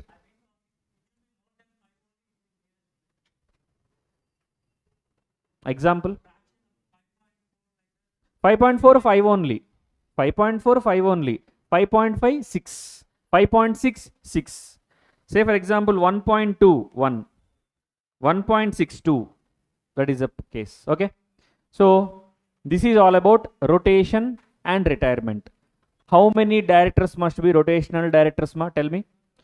2/3 of the total strength. In this total strength, you have to exclude independent directors, nominee directors, small shareholders director, additional director, alternative director. And if employment terms exempt, you have to exclude MDs and WTDs also. The remaining stuff is there, no? Remaining people are there, no? In that remaining stuff, 2/3 must be rotational. Out of the 2/3, 1/3 must go out of the company. In this 2/3 and 1/3 calculation, if you face any fractions, except in 1/3, in remaining all the cases, you have to consider next number only. In this 1/3 case only, you will consider nearest number, not next number. Are we clear? So this is the point. Next one, sir, retiring process. Very simple. Say for example, if draw happens with respect to retiring scenario and all, who should go out of the company? Who should leave the company? By mutual consent, they will decide. Say for example, you got here answer 3, ma. That means 3 directors must vacate the office of the company. Which 3 directors? You have to decide. That means directors has to decide. If mutual consent is there, they will retire accordingly. Sir, no one is ready and willing to leave the office, sir. Company is providing free lunch in office. That is why no one is ready and willing to leave the office. Then longest duration first. Sir, in this also tie happens. Then draw by lots. చీటీలు రాసుకోవడమే. అందరి పేర్లు చీటీలు రాసి lucky dip అన్నమాట. వచ్చినోడు వెళ్ళిపోతాడు. So draw by lots. Okay, so this is how retiring process should be. By mutual consent or longest duration first or draw by lots. Okay, so listen, ma. Appoint, ma, whatever the content I have discussing in the session or in this notes and all, it is from this book only. Again, I am reiterating the same thing. And this book has been prepared from institute book only. Always, whatever material you may refer, the ultimate golden standards must be your material. That means ICMA material. Even though you prepared any shortest form of material, handwritten book, chart book, whatever the book may be, it should be compatible with your ICMA resource. Other than icmai resource, you can't do anything. So that is the ultimate golden standard. But this book, whatever the book you are holding, it is just a simplified version of your board material. That's it. Okay. For this preparation of this material also, what is the source material means icmai material. Okay. So next one, private company discussed, OPC discussed, subsequent appointment in case of public company discussed, private company discussed. Private company what? You have to follow AOA. If AOA is silent, you have to follow public company mechanism. What is public company mechanism? Appointment of directors by members in the general meeting. Simple. Reappointment process, rotation, applicable for all public companies except government companies. Then don't ask all public companies means are for listed companies and unlisted companies also applicable. All public companies means it is immaterial whether they are listed or unlisted. Rotation mechanism is applicable. Not applicable for private companies and OPC unless articles provide for it. That means private companies and OPC can also include this mechanism in their articles. Okay. But it is all headache process. Okay. Next one, at least 2/3 of the total number of directors shall be liable to retire by rotation. Out of the retiring directors, 1/3 of these rotational directors shall retire at every AGM. In 2/3 calculation, fraction came, consider next number. 1/3 calculation, fraction came, consider nearest number. And the following types of directors are excluded from the calculation. 1, independent director. 2, nominee, additional, alternate, small shareholder director. Who are included? Apart from this, everybody is included. Simple. Okay. And I discussed all, I have already discussed this point in previous session itself. MDs and WTDs, they may include or they may not include. It all depends upon their appointment process. Okay. Next one, summary table. Independent director included? No. Nominee? No. And all? Additional director? No. Alternate director? No. Small shareholder director? No. MD, WTD? Yes. If not exempted by terms. Regular director? Yes. Will be included. Now what is this yes and no? Whether they are including in the rotational pool or not. For that thing we are saying yes and no and all. Next. Appointment of additional director, alternate director, casual vacancy. I have already told this point at the time of discussion of classification only. No need to discuss again and again. Why? Because if you don't believe me, go through the points. Listen ma. Alternative director appointed when a director is absent from India for a period of 3 months or more. Do you know the point or not? Next, should meet the qualifications of replacing independent director. I have already told this point. If you are appointing alternative director for independent director, that alternative person also must be satisfying all the qualifications of independent director. Automatically vacates if the original director returns. We already discussed. So small shareholders also same thing. 1000 small shareholders or 1/10 of the total strength, whichever is lower, they have to place a request to the company saying that we need our representative in the board. Now don't ask me what is the monetary threshold for small shareholder. How much? 10,000? 20,000 market value. Market value. Face value or market value? Always take face value. Market value is subjected to change, irrespective of market value. Face value you have to take. Okay. So reappointment of directors also I have told. Independent director. Independent director maximum 2 terms.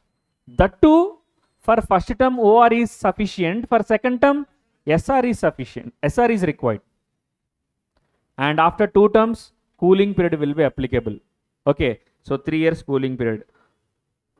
Summary table regarding appointment, reappointment, summary about appointment of BOD. Summary means whatever the topic we have discussed in the what do you call word lines and all, we are discussing in a simplest form possible in the tabular manner. That is summary table. Okay.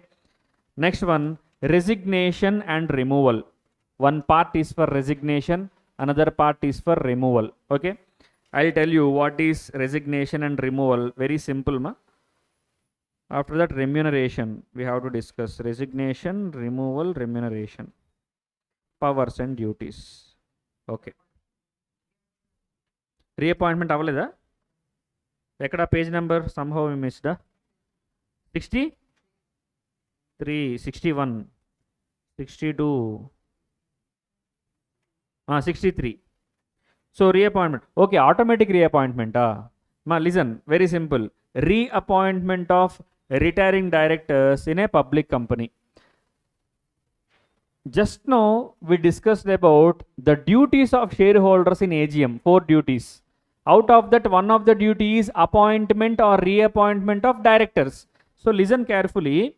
If the retiring director is reappointed or replaced by someone else, and if the company fails to do either, that means the company is not appointing a new person in the old person's place, and the company is not reappointed the old person in the place of vacant position, then listen, and no resolution is passed, then the retiring director is automatically reappointed.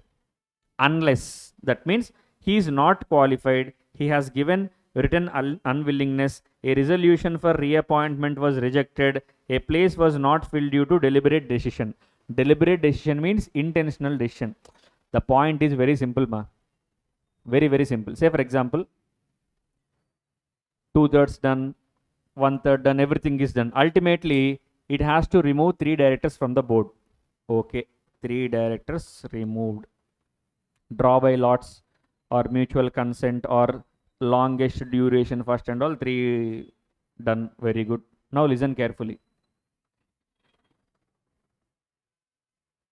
In the vacant position, company has to fill someone else in the position, right?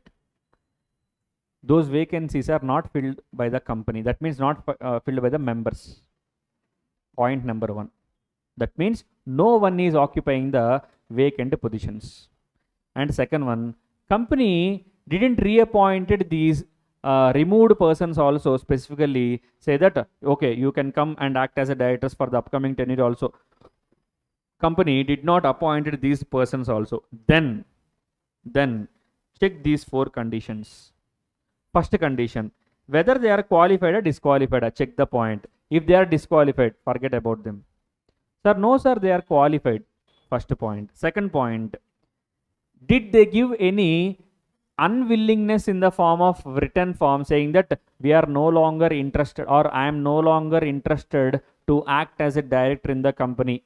Such kind of unwillingness the director provided or not? Please check the point. Yes sir, the director written in a written way he expressed his unwillingness to act as a director, then you should remove them. You should not consider them for the reappointment.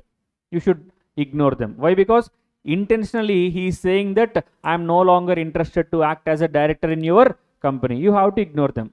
Sir, no such written unwillingness has been given, sir. Okay, second point, check. Third point, a resolution for appointment was rejected. That means you wish to appoint this fellow again into the company, but members rejected. Then you have to ignore that person. Sir, no such resolution has been placed in the meeting, sir. No rejections also happened, sir. Okay, checkpoint 3.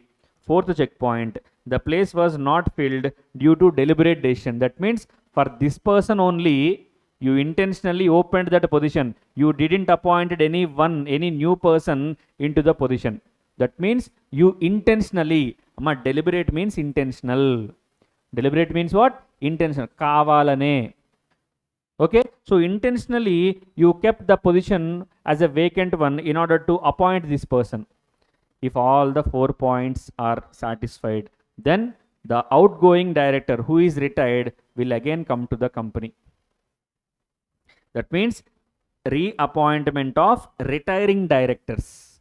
Retiring means they have to go out of the company, but as a boomerang he is coming again to the company. In order to come again to the company, these 4 points are the checklists.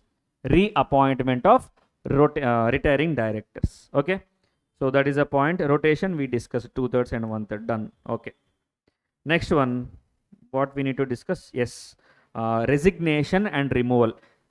One of the simple points, resignation and removal. Okay, listen, resignation of directors.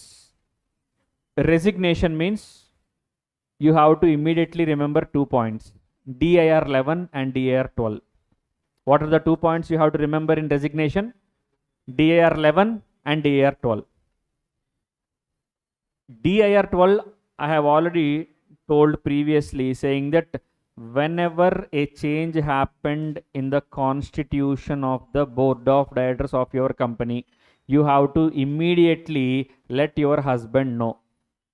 Who is the husband of companies? ROC, no? Immediately, every time he will ask, what is the change, what is the change, what is the change? So you have to let the ROC know about the change which is happened in the constitution of your BOD of the company by filing DIR 12 within 30 days from the change and all. You have to let ROC know. That is DIR 12.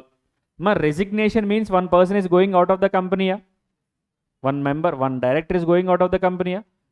Isn't it amounts to reconstitution? Yes, there is a change in BOD. There is a change in the constitution of BOD. You have to let ROC know by filing the form DIR 12. One more thing you have to remember in the concept of resignation is DIR 12 completed, DIR 11 you have to remember. Sir, what is DIR 11? Listen, ma. You came out of the company, very good, congratulations. But is there any guarantee that company will intimate to ROC by filing DIR 12? Is there any guarantee? Emo, company may intentionally avoided filing this DIR 12. As per ROC records, you are still acting as a director in the company. After your resignation, company did a bank fraud to the tune of 50 crores. As per ROC records, you are also one of the director. You are also one of the director in the company. Then what to do? Actually, you are not involving in this financial fraudulent activities and all. But being you are a on record director for ROC purpose, you have to face the prosecution. You have to face what?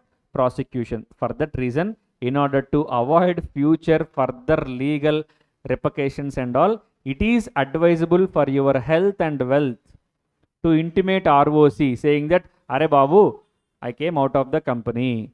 From today onwards, I don't have any sort of relation with that company. I have taken safe exit from the company.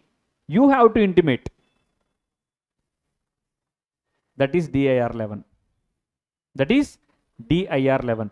Don't think that, okay, no need to intimate. Company will intimate in DIR 12. Who knows? Is there any guarantee that company will intimate to ROC? No. That is why, on a cautionary note, DIR 11 you have to file. But mind you, DIR 11 is optional form. DIR 11 is a which form? Optional form. According to Companies Act, as per MCA latest rules also, filing DIR 11 is completely optional. But it is advisable. It is just like partnership registration. Do you remember partnership registration? Partnership Act is saying that registration is optional, not mandatory. But if you don't register partnership firm, you will suffer with a lot of disadvantages. Anyone can sue you, but you can't sue anyone. Set of liabilities also not possible. So in the same way, here also, Companies Act is saying that no need to intimate, it is completely optional. No need to intimate, company will intimate, no problem. That is what Companies Act is saying. But is there any guarantee that definitely this company's fellow, that means company's administrative mechanism, that is remaining board of directors, will intimate to ROC saying that the person left our company by serving the resignation and all? No, no guarantee. That is why on record, మీరు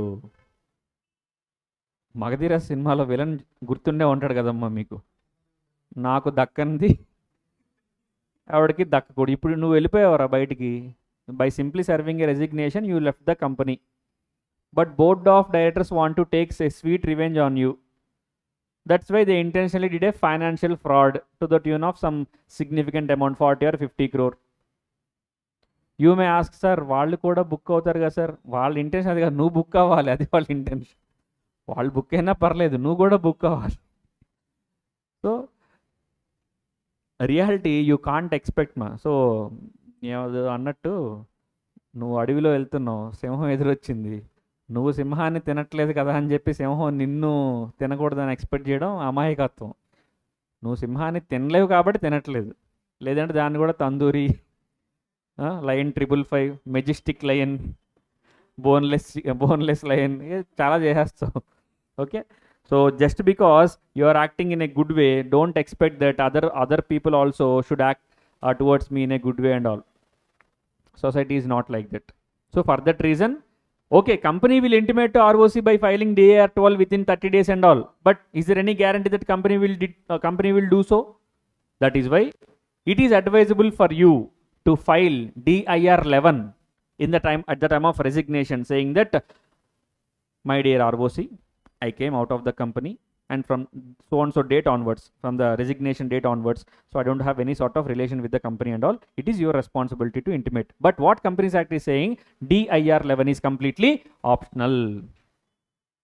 But on a cautionary note, prevention is better than cure, no? So for that, on a preventionary note and all, it is advisable for you to file DIR 11, even though it is optional. Okay, how much you may lose? Hardly some 200 to 300 you may lose, not more than that. Simple thing. So listen, director can resign at any time by simply serving a notice to BOD or CS. CS means public secretary. Very good, company secretary. Okay, next one. Obligations on the part of retiring directories must file DAR 11 within 30 days. But listen, relaxation is available for private companies. But in order to use that relaxation, AOA must specify accordingly. But relaxation is there, DAR 11 completely optional. Next one, RD. RD means retiring director. A retiring director is still responsible for the past decisions, not for future decisions. For past decisions or actions taken during his tenure. What are the obligations of company? They must file DAR 12 within 30 days. They must disclose in the board report. And what is the effective date of resignation? Date mentioned in the notice or date of serving the notice, whichever is later. Say for example, today's date is what? 16th September 2025. From July onwards, I am going to retire. July 2025 onwards, I am going to resign the company. Is it possible to do so? Then what about August? What about September 16 days? That means backdated resignations are not allowed.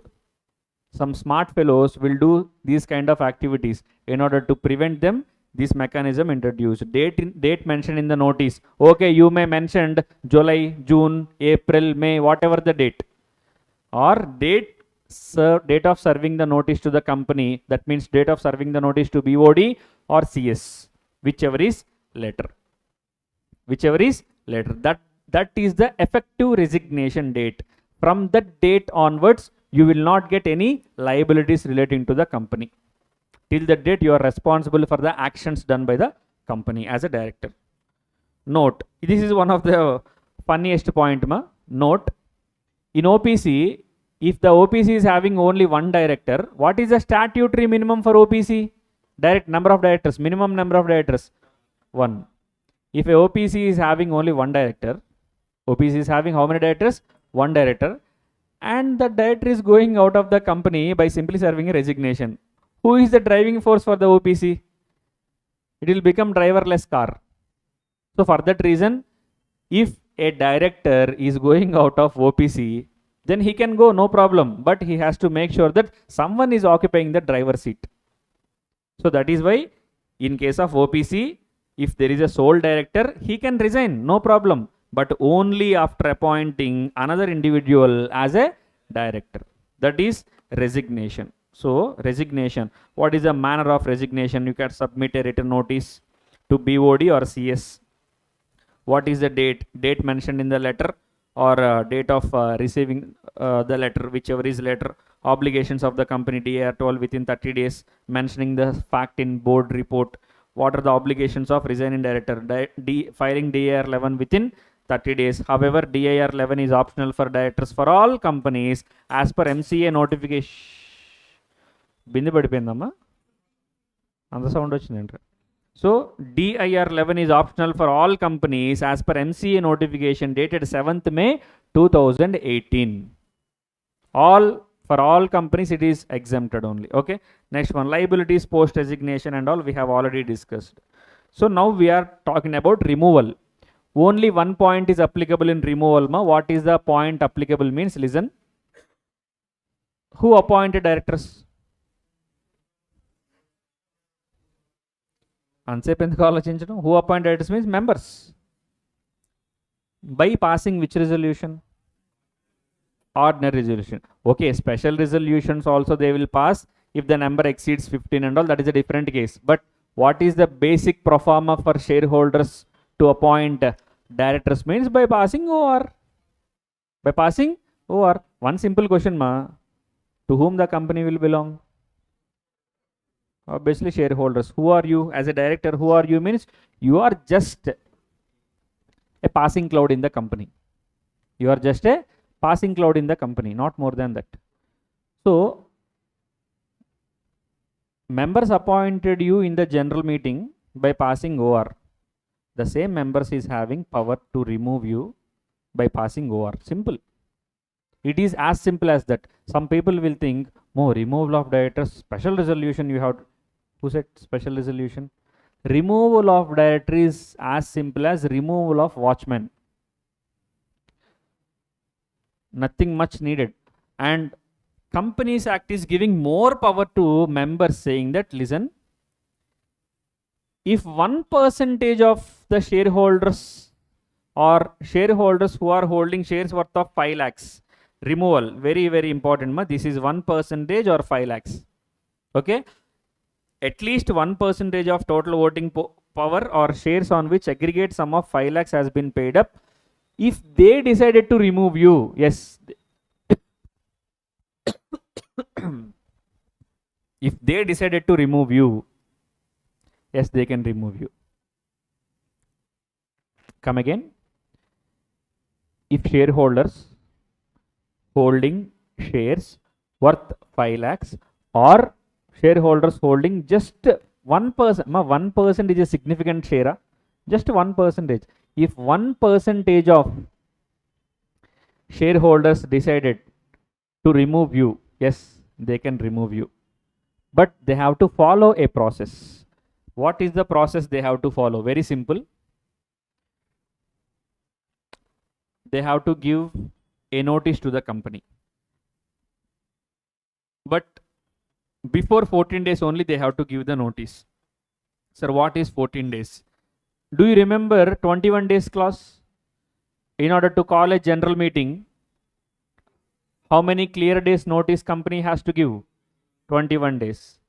So you have to give at least 14 days prior notice to the company via special notice, saying that we wish to remove so and so director from the company.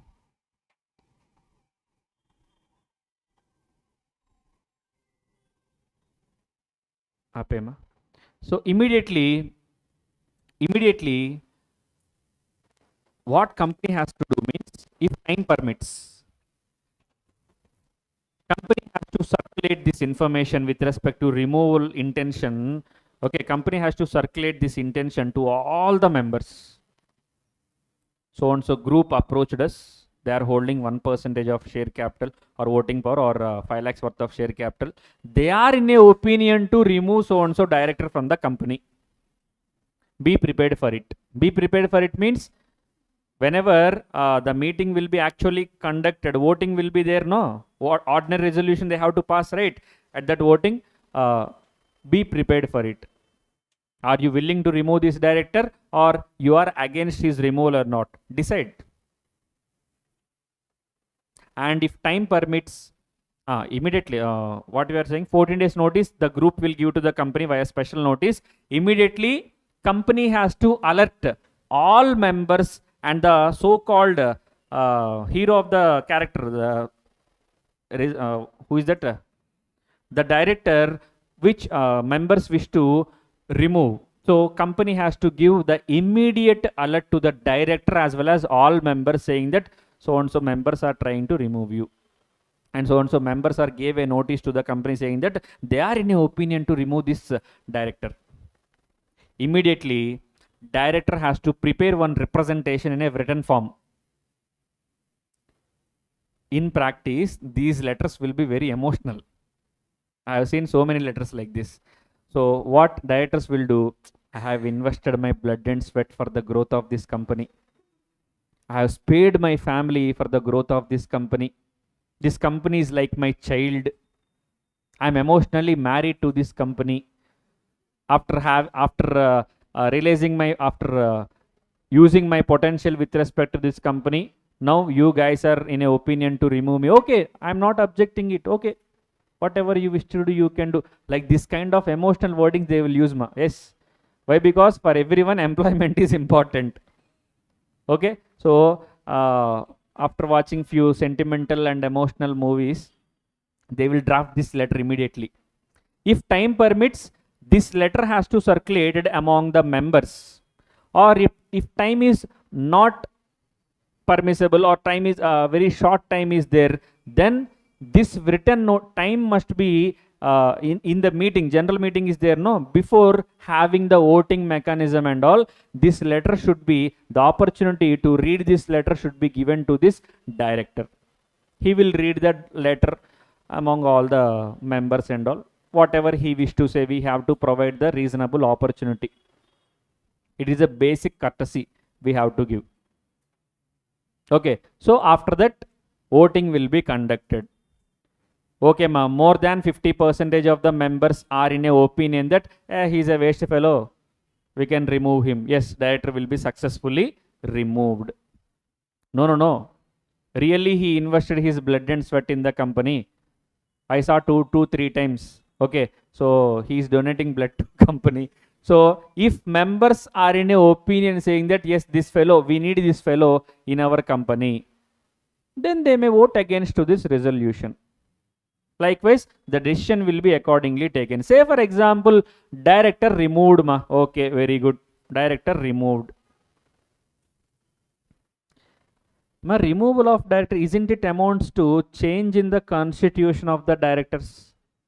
Yes. Immediately you have to do what?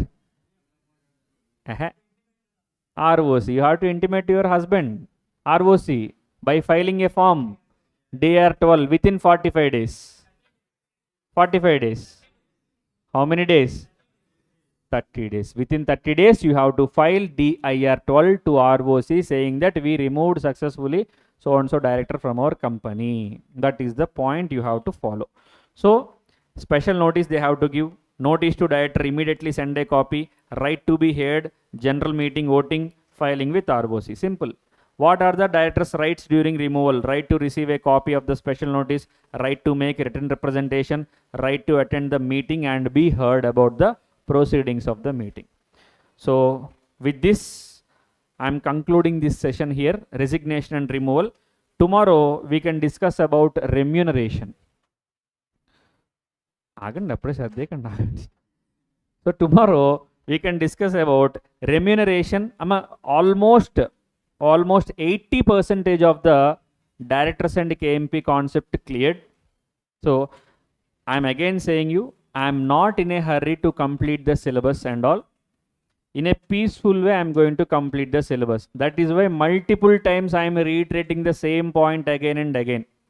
If you are in a hurry, that is up to you. I'm actually not in a hurry to complete.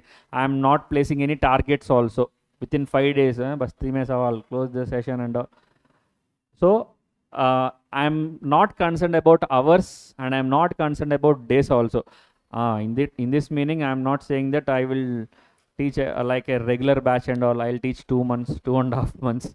So no one will be there obviously. So to the extent possible, forget about timings and all. If you have any basic concern about timings and all, do intimate to me. But I'm not concerned about any timings. I think as per the schedule which originally announced, okay, within that time we are going to complete. That is the maximum time. Okay, I'm not making any minimum boundaries and maximum boundaries. Okay, so in a comfortable way we can complete the syllabus. And mind you, again I'm saying, whatever the materials you are holding, if you go through these materials and all, they are more than enough to secure exemption, not just pass. And if you remember, if you believe or not, it is up to you. This material, that maximum 150 plus pages it is there, less than 160. And economic laws, hardly it is 80 pages. Open the material, economic laws, 90 pages. 150 plus 90, hardly 240 pages, 240 pages, and workbook also. If you properly go through concept book and workbook, it is more than enough for all of you to secure exemption. But there is a way to approach workbook, ma. Don't approach workbook even before the completion of conceptual, even before having conceptual knowledge. Like, you have to complete concept book first, then only approach workbook. And that workbook is containing all the questions and answers and all the what we call MCQs also. So if you are capable enough to complete these 3 books, more than enough to secure exam. That is the minimum target which is stipulated for our regular batch students. Okay, sir, I am going to refer other books or whatever other books.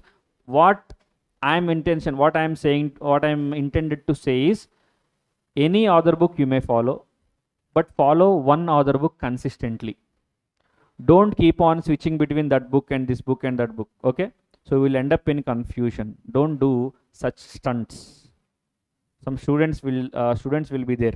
They'll join in multiple Telegram channels. No, just 2 to 3 days before only someone will post a PDF containing 100 pages or 200 pages, saying that shortcut notes, handwritten notes, chart book, lot of names they will conduct. Ma, tablet book. Yeah, whatever the name, one time booster, immediate booster, any. So you have to follow one book, whether you may follow institute book or you may follow any other book. Follow only one other book. Don't keep on switching between other books. That is a basic mistake generally students will commit. Okay, follow one book consistently. Okay, that is my YouTube comments. Sir, 165 and 167 sections are not included in my module. Endukundu? Okay, ma. Rana Prakash, do one thing. Text me in Telegram. I'll share you the soft copies. Or text me in Shikhara tutorials Telegram. Kiran, okay, right. So that's all about today's session, ma. Let's have a break here. We'll continue in tomorrow's session.